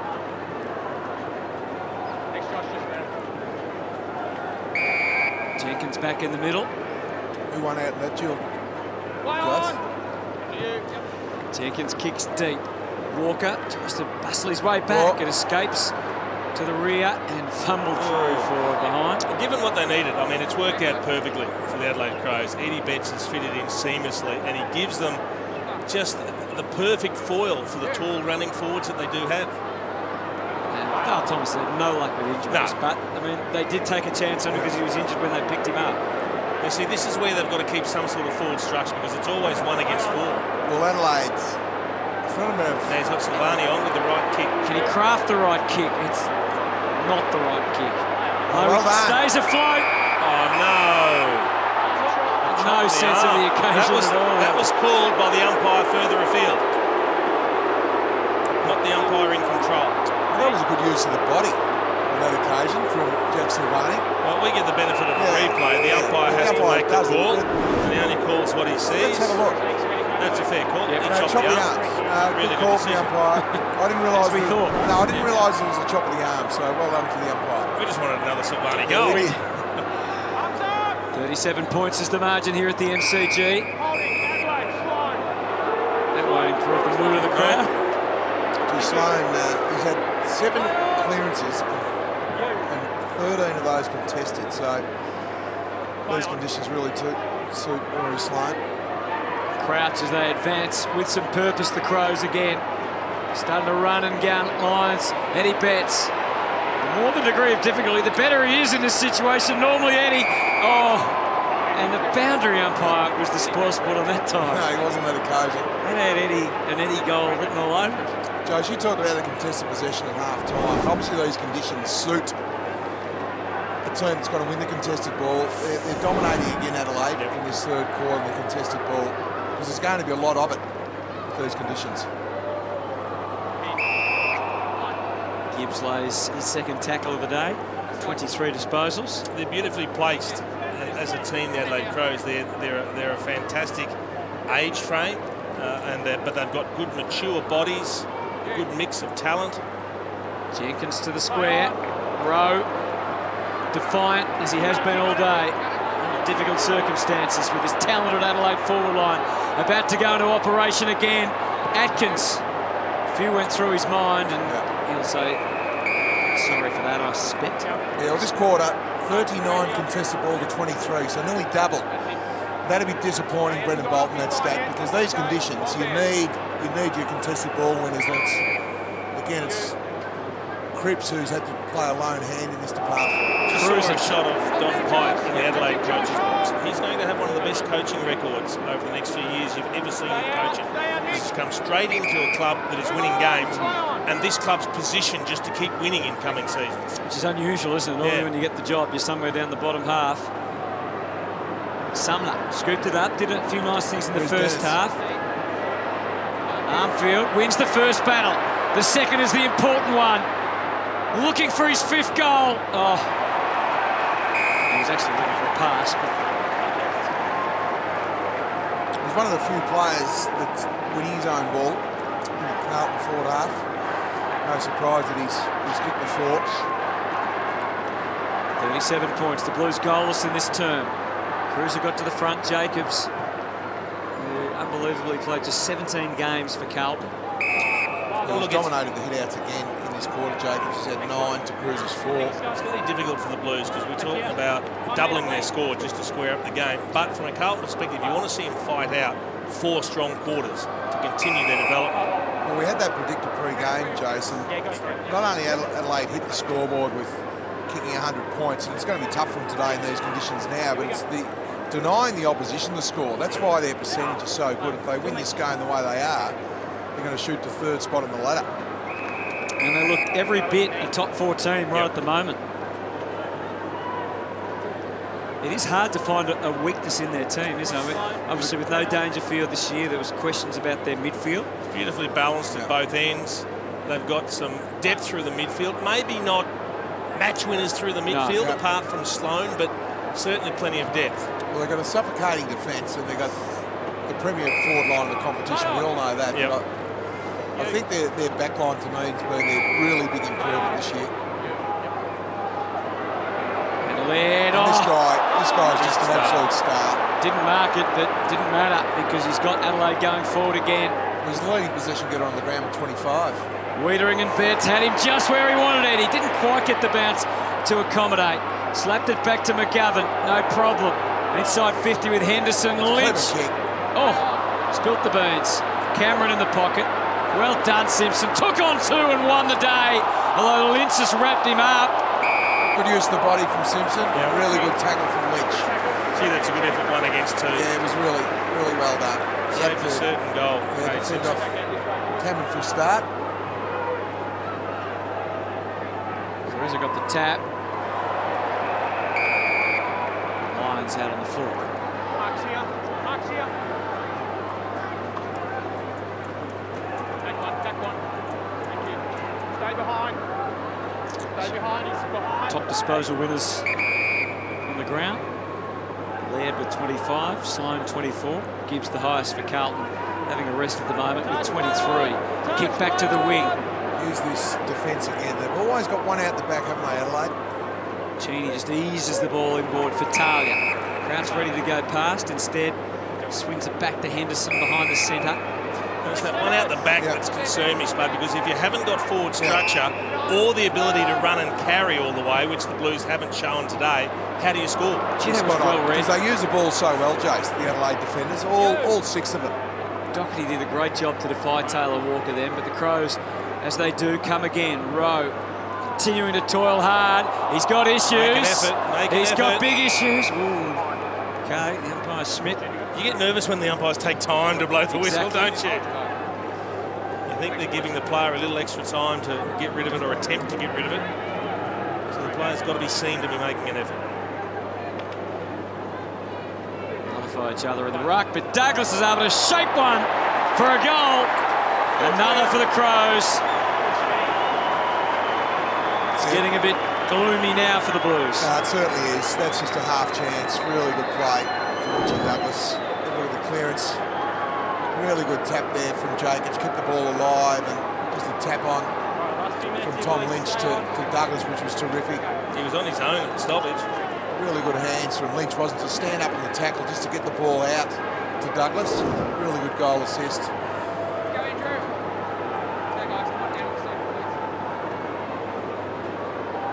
How the live ladder looks. Here come the Crows. Here come the Crows. Really good percentage. Most of the game. It's just about starting in progress. The 7th V8, North Melbourne. A couple of big results this weekend have really opened things further up for them as Krauts with a penetrating kick cut off by Doherty. That's his 20th disposal, sending Rowe into the back pocket. On offer, Zach Tui was the most conservative option and the one to take. Without any real danger. So Tui for the back pocket. He's had 21 disposals himself. Eddie Betts has kicked 3 goals though. Ball lands back at half back. Lever, Silvani just couldn't quite take it with him and then falls over and they fall on him.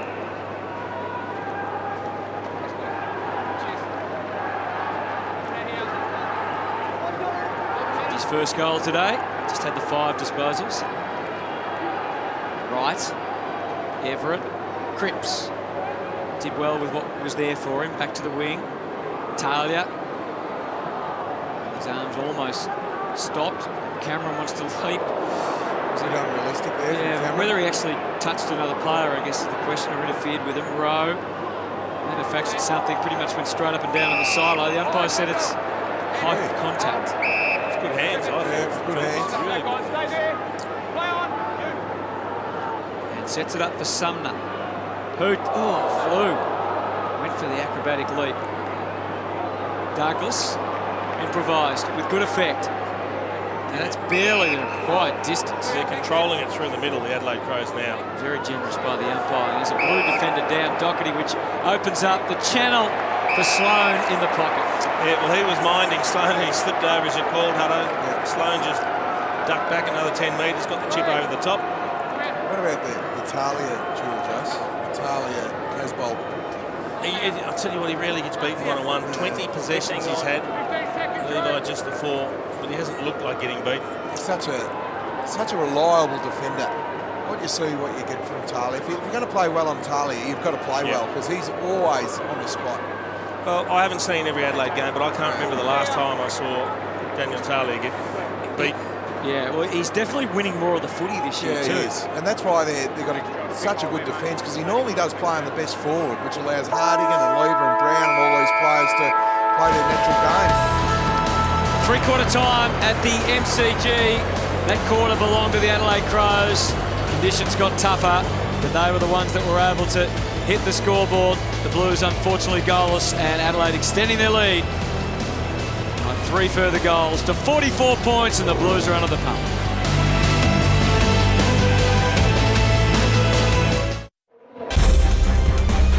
It's been a fascinating journey for Adelaide coach Don Pyke.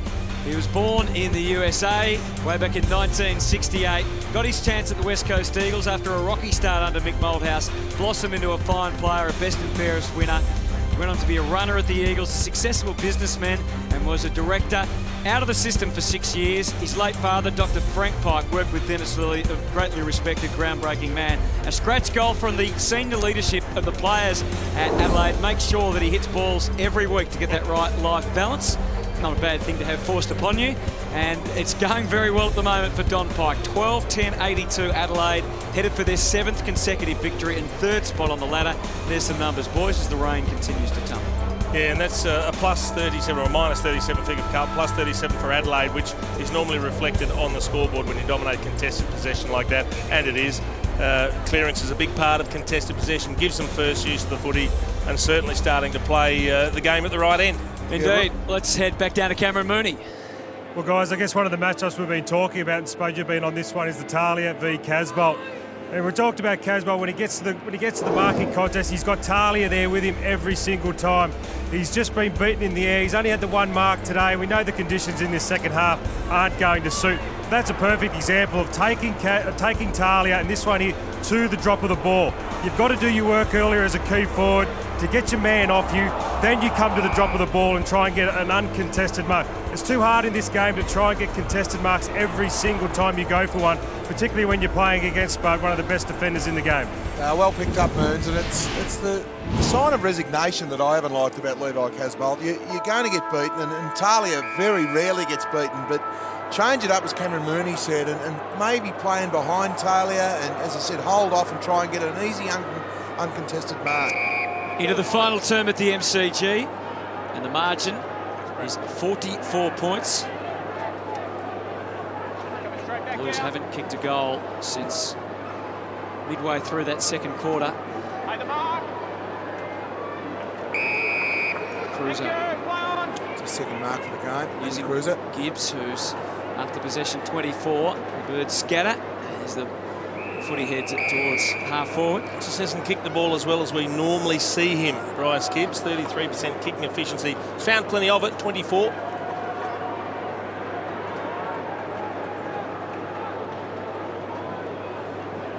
Back into play again. And they will keep it low. Here's White. Carlton free. Yeah, against Rory Sloan to Ed Kerno. He had hold of him before he got the ball in his hands. Kerno, been pretty quiet today. Often plays the defensive role, but can get some of the footy himself. Only had the 11 touches. Plowman continues to grow as a player after being with the Giants for 3 seasons. Casbolt. And that's a deep kick. Anything could happen with a bounce. It slides the wrong side as far as Carlton are concerned. It's a bit of start from Levi. Of course, Daniel Talia is off having a spell at the moment, so he gets different opponents. Kyle Hardigan doing the job in a minute. He's averaging 15 disposals a game this year, Talia. Previously, he's really only averaged around 10 or 11 for most seasons. Today he's going to boost that up a little more. Yeah, gone are the days where you can just lock down now as a key defender. You need to get plenty of the ball, as we've seen there limbering up on the boundary line. He wouldn't like the fact that Levi Casbolt got an early kick. Jacobs in front. Scrounging after it hard was Gibbs. Plenty of Crows jumpers around him. That was sleight of hand. Brilliant stuff by Sloane. Sends McKay driving it forward. Jenkins. Did well, Jenkins. He did. Made the contest. Betts swooped. Had 3 Crows and managed to miss them all. Go and round it up eventually. Back to McKay again. No one really there to fly. Sloane reluctantly thought, well, I'm going to go for this. And the umpire's blown the whistle. Jenkins for Crouch. Temptation was there with a vacant square, but decided that was too far away. Walker just pulls the trigger anyway. Sloane to fly. From behind, Lynch. In front, Tui. We know it's coming back. Plenty going on off the ball. Well done, Lamb. He gave it absolutely everything. Oh, McKay's missed. And the Blues should be able to mount something out of this. Unfortunately, Sumner's kick was rushed and smothered. Walker, they've still got so many resources through the middle of the ground to use. Kerridge next in line. Caspolt's bolting back to goal, but Crows have got pretty much equal numbers ahead. Dennis Armfield again. Kerridge. So the groundwork done. Got to hit a target. Right is that man, and he can't mark it. Still in play for the Blues. And he's done well to get to his feet and finish it off. About time for the Blues. Yeah, good build-up. And they need to make Adelaide pay on that turnover. I think Taylor Water looks after right here. The next teammate, he had that again. He should have body-lined him and Could have pole-axed him. he could have, yes. And but he's probably looked after him somewhat. But really good play from Wright. Won the ball on McKay. Gets up off the ground to kick a much-needed goal for the Blues. Former Adelaide Crow.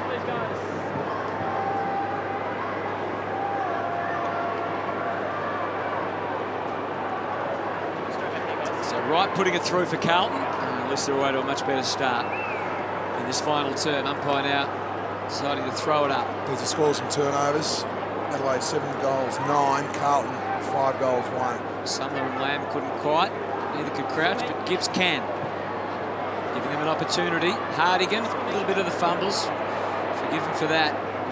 McKay's been a good little influence across half-back at times today. This is this man returning to the team. Henderson. Pushed up deep into defence by the Blues. That's a somewhat dangerous kick. Crouch. Good counter from Curnow, and it's over the line and out of bounds.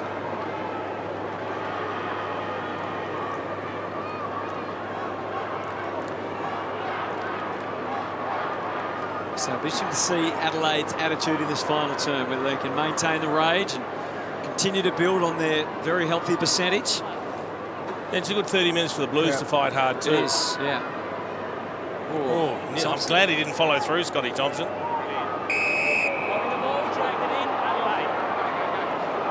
And Thompson gives him a little condescending pat on the head. Sam Kerridge, former teammates. Sorry about that, mate. We nearly sunk the slipper in. He did drag it in. Good decision by the umpire. Well, again, they've been pinned down a little bit here, so credit to Carlton for that. Try and pick their way through, though. Lever. Like Douglas on offer on the wing. It was a tough kick to take, and he decided not to. Instead, Jake Lever sends it towards some tall timber. Good spoil row, and that allows Lamb now to ponder his options. Going to be outnumbered here, Silvani. Cheney came with a prominent fist. Hassled by Silvani. Now Wright joins in. Unconvincing handball to Hardigan, but it's okay. They just escaped the danger. They've got really good connection under pressure, haven't they, Adelaide? They've always got that release kick out the back or lateral. Gee, the running again of Lynch to provide a target. Outstanding. Didn't mark it, but it meant that there was a path. And now Thompson. Cameron's going to bolt inside 50. There's already a man overboard. Jacobs. And Big Sam doesn't mark in the air, but he's going to kick his third, and won't he relish that against his old team. It's a 6th goal over the top, and that's really good running from Jacobs. Normally it's Jenkins or Taylor Walker, Eddie Betts, but it's the ruckman really causing Cruiser. We're just on the right of screen. Can't see him at the moment, but here he comes, Big Sauce. The really good running, making Cruiser play as a defender. Cruiser won't like that, the fact that he didn't take any body. He had an opportunity to get some body on that occasion, and Good awareness from Jenkins. Just look up, kick the ball to space. Really good goal. Jace, you made mention of it earlier. How does Jenkins, 6'6", find that much space so often? It's got to be work rate, hasn't it? He's very smart. He reads the play well. He just catches defenders in transition all the time. And it does come up the ground, Moons. That's their 16th scoring shot from turnover. So as you know, as a forward, if sometimes it might be a lack of work rate because the turnover up the ground, all of a sudden Jenkins is on his own. But you got to love it as a forward now with zone defences. I mean, I used to hate when a man was arm across me all day. Now you've got space to run and find. It's very nice and easy to be a forward nowadays, Jace. Come back, Moons, for you. I think he's nice and warm down there. I was just saying, it's very nice and easy to be a forward nowadays with the zone defences chief. Yeah, but you could argue that it's just as easy to be a defender, float around, pick up possessions and not necessarily have to worry about the opponent. You can leave it to someone else. Lever trying hard to convince the umpire he took the mark. Very different game, but the players work hard. And it's the work ethic that shines through for the good players. Phillips, Kerridge, Walker. It's a touch, that's another element here for Lever, and well done from Lamb. Gets it over the line and out of bounds. 7 disposals for Jed Lamb. Former Swan, former Giant. Phillips and Jacobs. Oh, Kerridge spinning his way clear. And then Everett, one more out the back. Doherty. Kerridge kept in the contest, and they've done well. It's outside 50, that's the problem. They still need to hit someone inside the arc. Numbers multiplying defensively. Yeah, good kick. Well done. Yeah, they just need to, I think when they look at this tape, Brendan Bolton and the Carlton players, they'll notice that kick, Jace, was on a fair bit today. They were too conscious of Casbold. He'll hopefully get us a contest, bring the ball to ground. That's okay when you're under extreme pressure, but just continually go north to 30. Adelaide went to school on that. They got extra numbers and they ran it out far too early. So they just need to break their forward entries up a little bit, Carlton, and try and hit the target like they did on that occasion. Got a good look here at Jed Lamb. 13 goals from 13 games this season.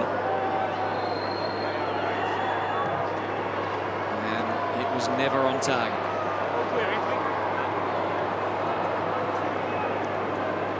We've reached the 10-minute mark of the final term. Expressionless at this stage, Brendan Bolton. Certainly exceeded expectations in the first half of the year, but the reality is sinking in now. Well, it is, but these are the challenges, particularly working through the defensive structure of a quality team like Adelaide. Talia back to the wing. Lyons, Cameron, Lynch. This will take a very calculated kick, and he's done it well. McKay wants the handball, decides no. Walker down the line. There's plenty of blues. Taylor has to go against a couple. He's taken out of it in row with a timely fumble, gets it out.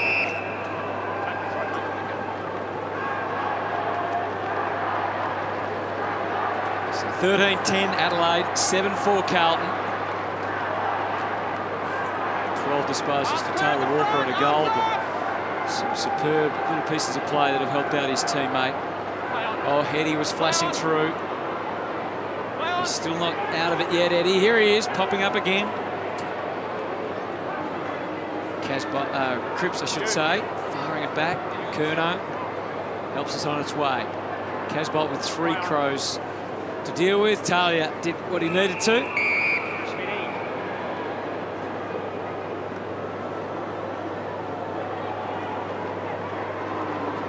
Five possessions for that man there, Levi Casbolt. Just has to keep battling.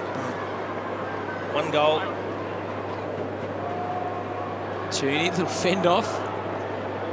Keep Sumner at bay now. Could go anywhere here. I would like to see Casbolt go on the ruck, and I know they've got Phillips and Cruiser, but just to give him some confidence going into next week, because he hasn't got a lot of confidence going into this game, that's for sure, out of this game, because Talia, the ball use hasn't been great to him, but there's the ranking points there. And Daniel Talia on top and Laird, both defenders. He wouldn't have been ahead in rankings points this late in a game too often, Daniel Talia. No. That's a fantastic leap from McGovern. Just vaulted up, takes the mark, and then it was a challenging old kick. Too short. Too short with so many numbers around. He had Jacobs long. He had Jacobs long again on that occasion, and that was the option. You see Jacobs just coming to the screen there now, and he's kicked 3, equals his PB, Sam Jacobs. Just tried to be too cute on that occasion, Adelaide. Mitch McGovern's only had 6 disposals today, but you probably remember every one of them because he's always looked dangerous. Back to the wing. Good bounce for Walker. Oh, he was trying to get it to Dennis. We might have had our 5th. Just needed to put it out in front of him, didn't he? Rory Laird's played some hell of a game too as a backman. Sloan, he's made that a bit aerial for Hardigan. Popped a bit of a target on him, but he's shaken off Casbolt and left him worse for wear. Cameron's coming. Maybe shunted wide there. Terrific work in heavy traffic by Thompson. Just slapped away by Phillips. Could have gone anywhere. Goes to Crouch. Good work, Walker. Phillips again. Gibbs. Meandering through. Trying to get on the end of his lines. Advantage. Doherty and Gibbs. He's got nowhere to go. Adelaide are just holding position at the moment. That'll give Carlton a chance to reset. Move down the ground.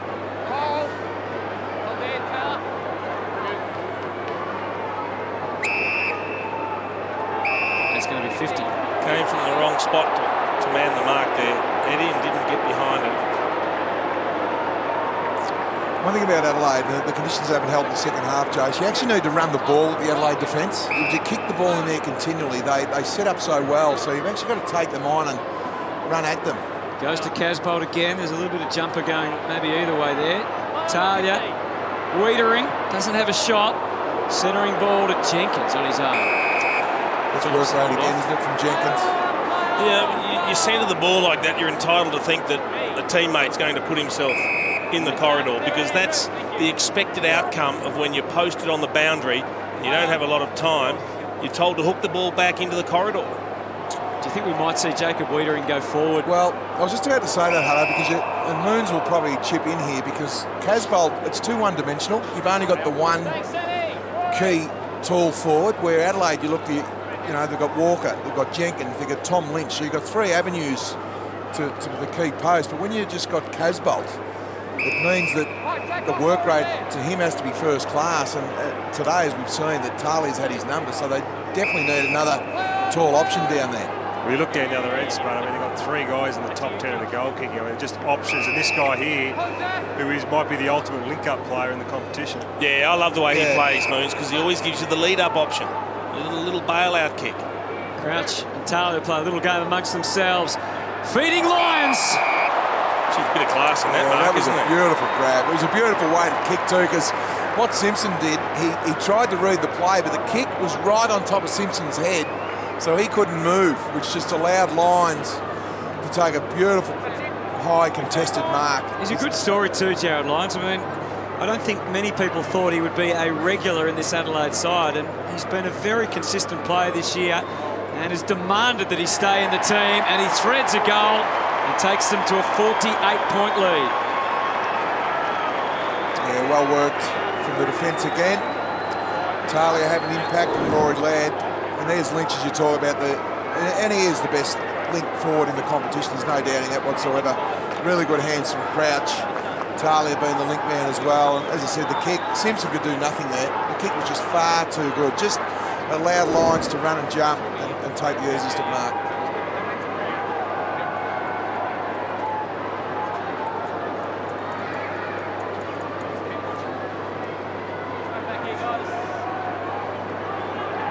Yeah, 9 different goal kickers again from Adelaide, and they've kicked the 14. They've had a couple of players kick 3 in Jacobs and Betts, Jenkins with 2, and the rest are singles. So they really do share the workload forward of the ball, Adelaide.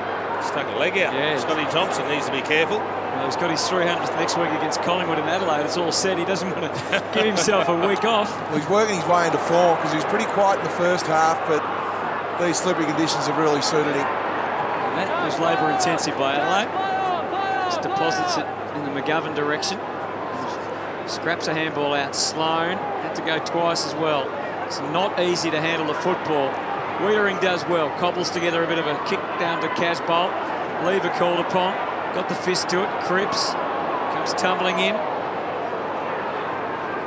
Ooh, Henderson was looking for the steal and the clean getaway. 7.5 minutes remaining. Adelaide's credits continue to build ahead of the run home to September. It'll be third tonight. Tough going this second half's been for Carlton. Really, the issues we identified before the game, Jason, have played out. Not enough goal kickers for Carlton. No, we didn't expect Dennis to kick 4. and if he hadn't have weighed in with that, it would be a miserable scorecard for the Blues. They've just got to keep persevering, Just on their inability to take marks and kick goals. And guys, is it time we had a bit of a look at Wiedering, maybe as a forward? Yeah, I saw him play a little forward earlier on in the season in one of the games, but for me it's not as much about not taking the marks as it is the way the ball's actually coming into the forward line. Hasn't been a lot of fluency, a lot of precision kicks going inside that 50-metre arc either. And I mean, it's a defensive game plan they've got, isn't it? So they're putting more resources into defence than offence, which makes it harder if you're up against the numbers. Here are the sweepers for the Crows, always there. And they enjoyed themselves today. Cheney coming away, getting it for Smith. He's been a little below some of his best games. His 16 disposal coming up, so he's been okay. Gee, that's an aggressive kick and a beauty. What a positive kick it was. Now they got numbers out. Opened some doors on the other side of the ground. And not for the fumble from Atkins. They could have been off to the races already. It's a little bit slower build-up, but nonetheless, there's still got a bit on offer. It's bruised free at the moment, that's for sure. It is a bit, isn't it? Found a little channel through centre-half forward. Talia's even creeping forward. Yeah, well, I reckon he wants to kick a goal. He's nearly on line for a PB. 26th his best. Yeah, he nearly got his 27th disposal then. And sneaky little kick from Lynch. Jenkins, no Good mark. recovery. How quick was the stand-up? Crouch went underground. Grubber. Eddie crossed to McKay, and he runs it through. And the lead is blown out past 50. Well, it's their 10th different goal scorer there. Another goal assist for Eddie Betts. He's kicked 3. He's had a good day at the office, Eddie. And again, Lynch, he's had a very good game. What about the recovery? You talked about it, Hutto. He just, for a guy that big, to get up off the ground, slippery ground, and keep in the game, really good hands from Eddie Betts from ground level as well. Love the body works, but he just puts the big push on the side of Doherty to get him out of the way.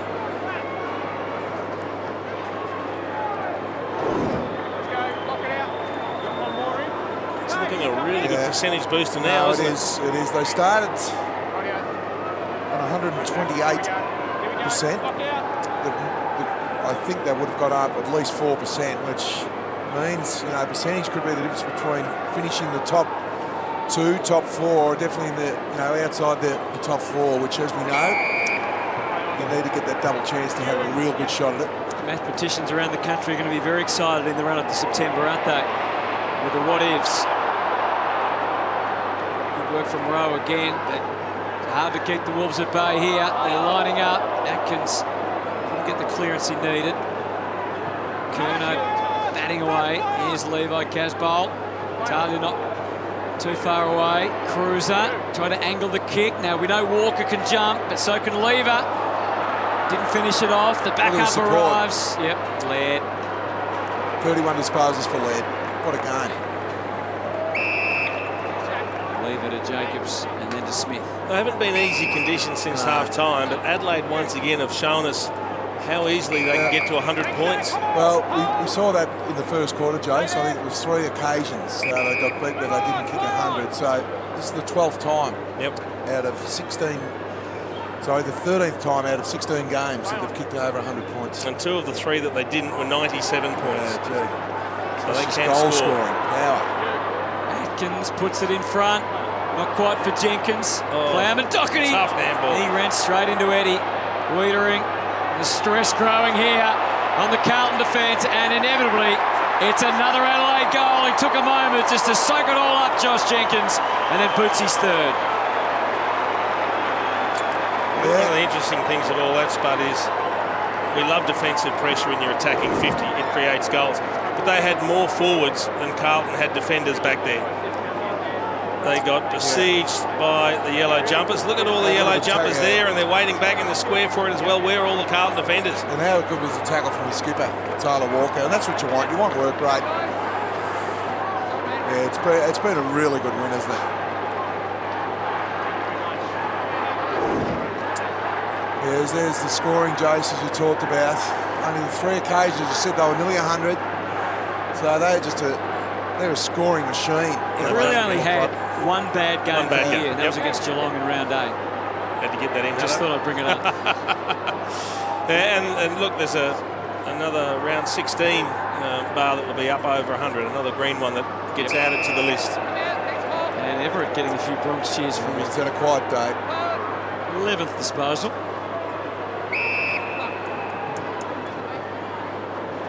The contested ball was Brendan Bolton will be disappointed with. We know Adelaide are very good, but you're talking 40 Here we go. more. Hang on, Spud. This could be the 5th for Dennis. Oh. It was the one thing that Carlton could still get out of the game. It was a 5th goal for Dennis Armfield. Previous best was 3 before today. He's kicked 4. The 40 more contested ball. And we thought the conditions might have actually suited Carlton more after half-time. It's actually suited Adelaide with their work rate and their winning of the contested ball. Casbolt hit it hard. Walker got the spoils. Oh, high fend-off. When it's not your afternoon, it is not your afternoon. Tough one. Let's have a look.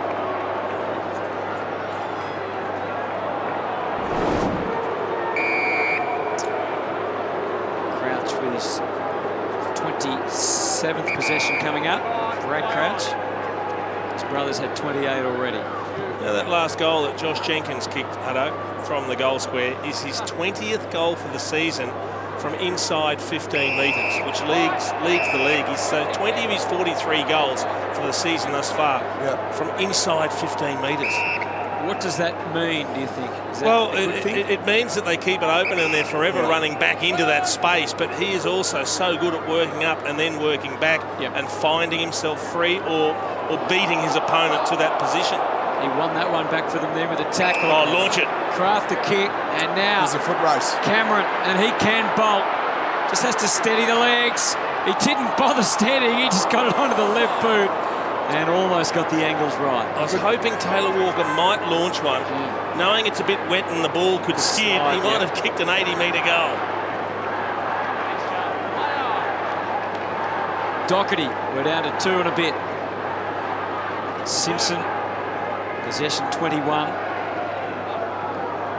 Fly from Lamb. Don Pike looks up and there's the percentage. Yeah, they started on 128, so they've gone up 3.5, 128.8, so 3.5, and that could be the difference between finishing the top 4 or not. You can see there Western Bulldogs 118 and Hawthorn 120, so really good percentage booster for Adelaide. Put themselves in a good spot now, haven't they? Next week, as you said, they take on Collingwood at Adelaide Oval next Saturday night. It's not a horrible run home. Back to Talia, there is his career high 27th disposal. Not a memorable one. Marked by Phillips.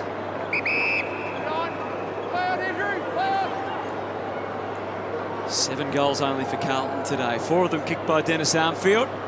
Fly from Walker. And then moving again, the Crows. And Henderson hasn't done his permanent selection chances any harm today, giving them a good drive from defence. Everyone getting in on the act. So they advance to half forward. Henderson kept on coming. Taken by Lyons.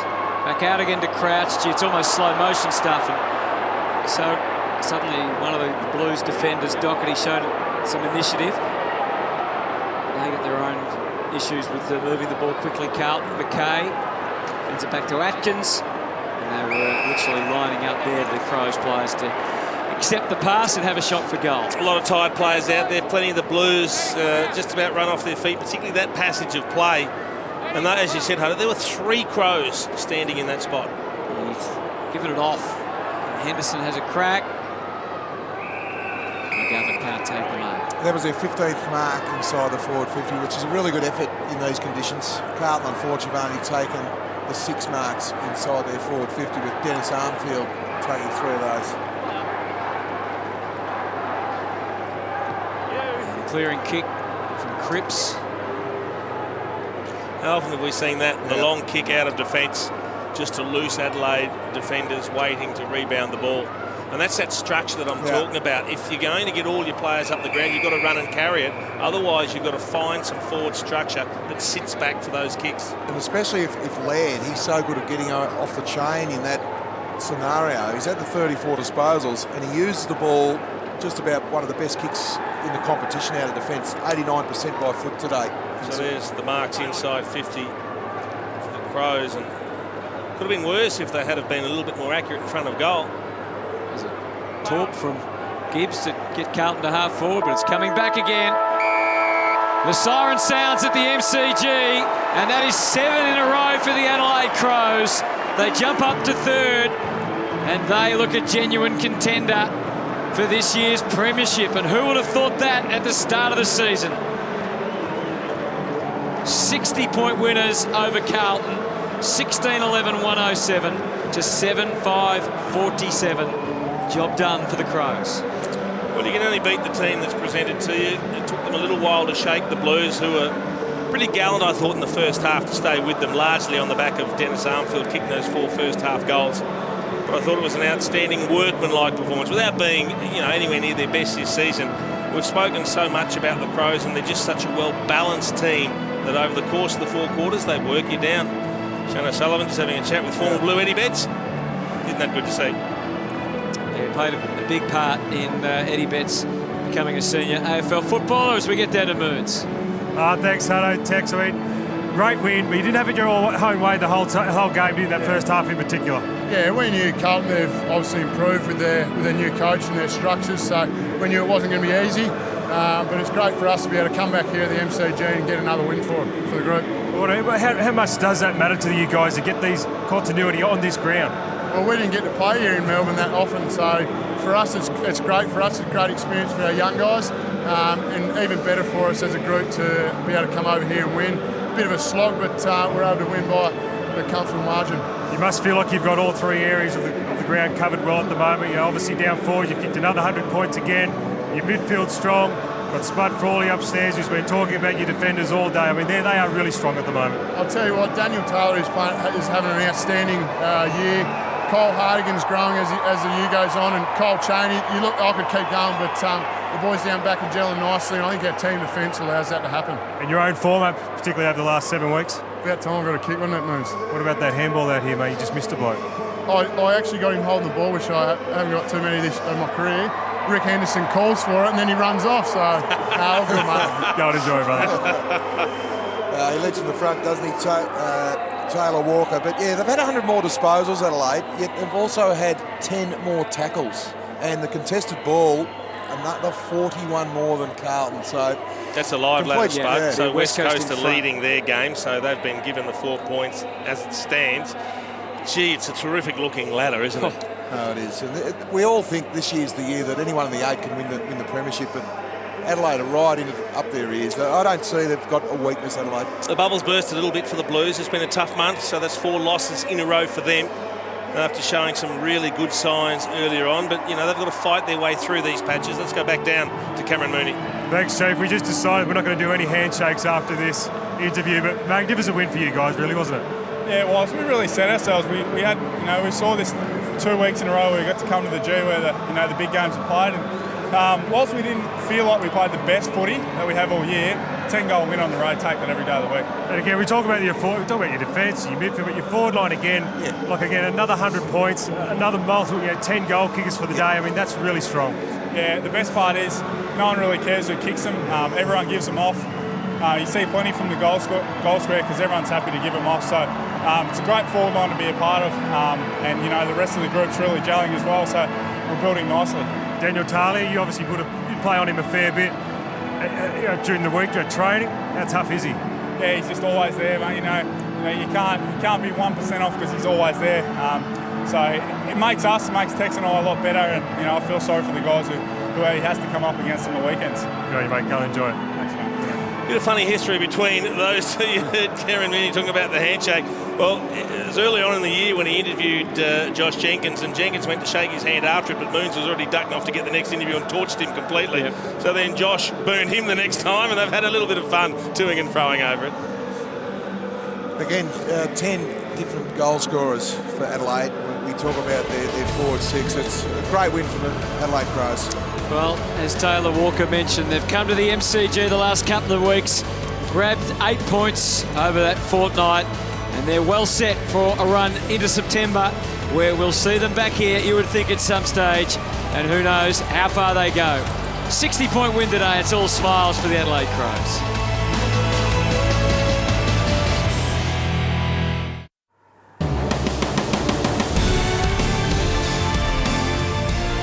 Well, what a day for the Adelaide Crows. Eddie Betts against his old team. Taylor Walker was destructive in setting up his teammates. Tom Lynch continues to run all day and reap the rewards. 10 individual goal kickers they had today, the Adelaide Crows, and they were just too good in the end. A 60-point victory.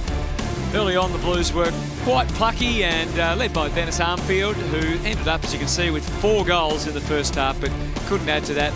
Just too much class all over the ground, the Crows. Yeah, far too strong at both ends, and then they had a dominant midfield on the day, led by Rory Sloane. I thought it was a pretty comprehensive performance to work over the Blues in tough conditions. It was bitterly cold today, and then it was a wet and very greasy second half, and they dominated the numbers that count, Spud. The contested ball, 40 more contested possessions than the Carlton Football Club. On the outside as well, an extra 70-odd. The clearances, they're absolutely dominant, and the inside 50. So Sloane, the Crouch brothers, they were in particular very good.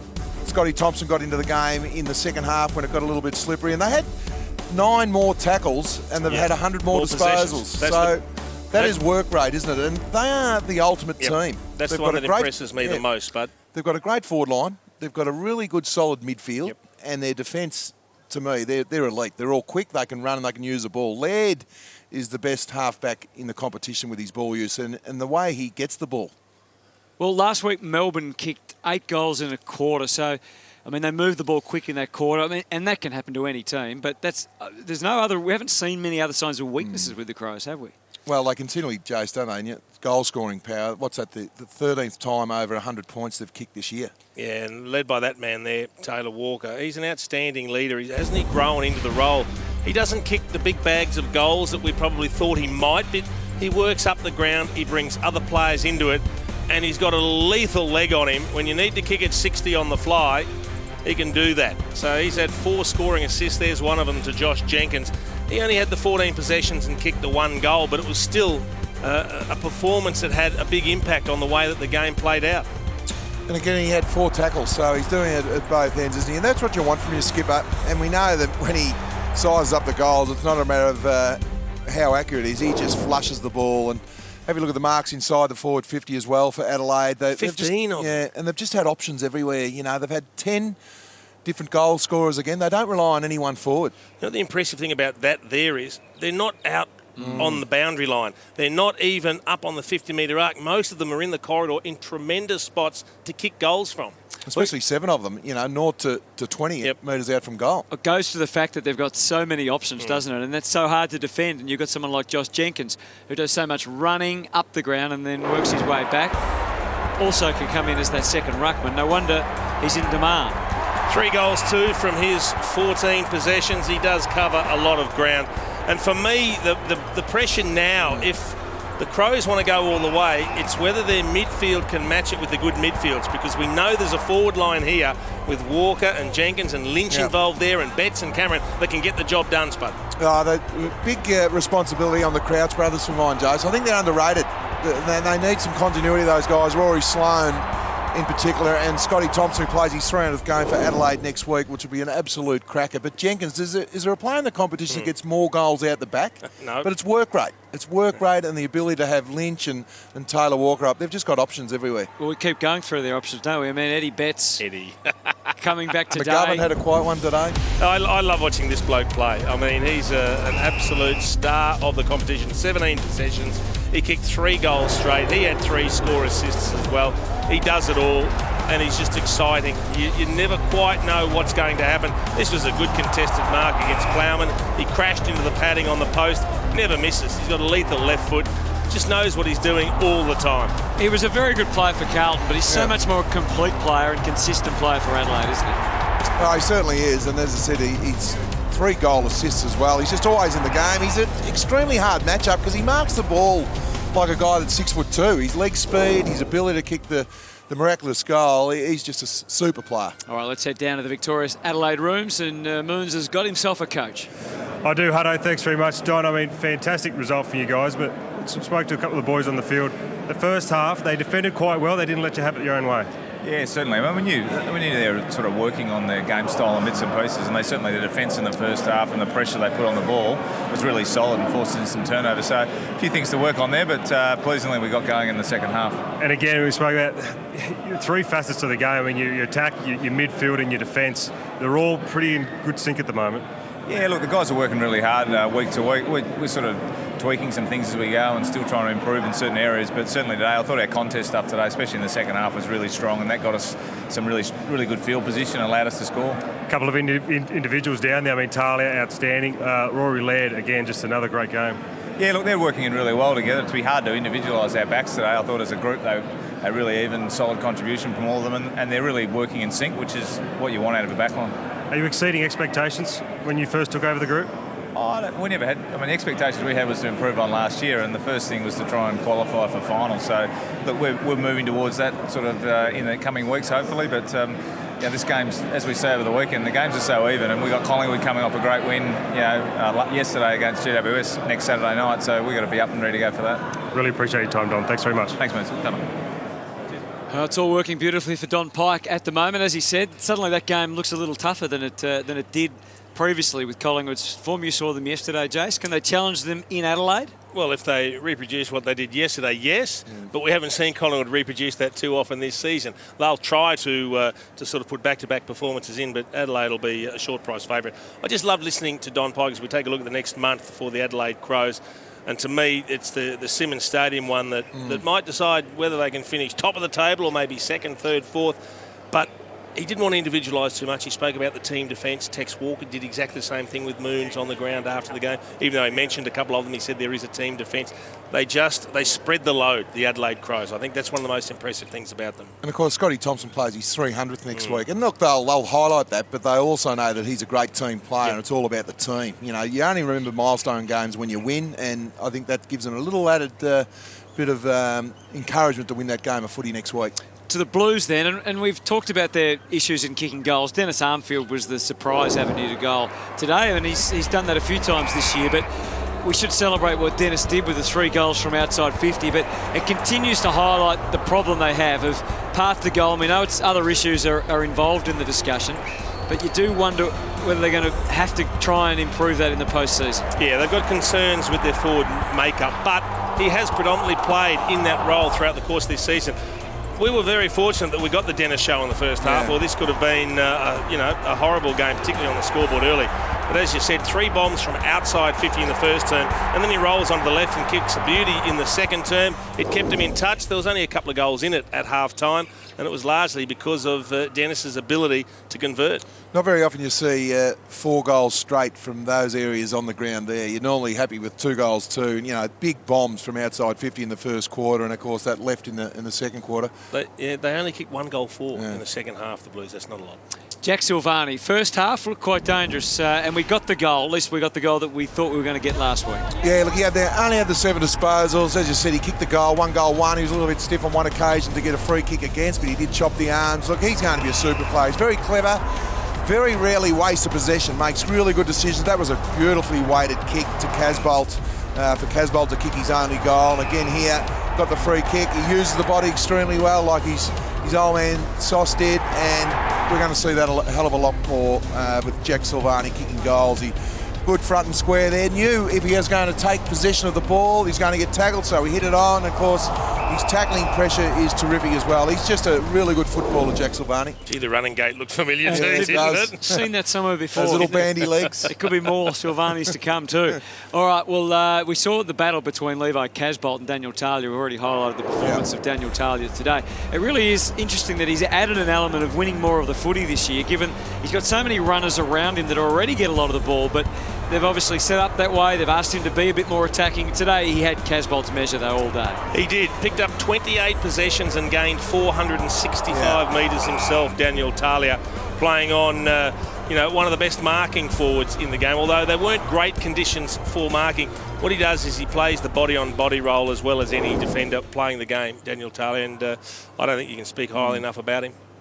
Yeah, so what about the Blues? What can they get out of the rest of the season? We want to see a couple of their other young players that have had injury and illness, Curnow and Mackay. We want to see them again. We want to see some games into them, but what the Blues have got to strive for is consistency of effort. We saw some good patches earlier on, and all of a sudden it was a breath of fresh air when we saw the way the Blues were playing. They won a few games. I think they might have won 4 on the trot and got themselves up and going. So West Coast, Sydney, Hawthorn, they're not easy games, and they're not going to be expected to win any of those. But what we want to see is a 4-quarter effort that makes them super competitive, and they get to look at the standards that they have to reach to work out exactly where they want to go. I don't think Brendan Bolt will be happy with the fact that they had 100 less disposals, yet 10 less tackles. That's work rate. I don't think he'd be too happy with that stat. So more issues for the Blues, but for the Adelaide Crows, they get to sing their song after a 60-point victory here at the MCG.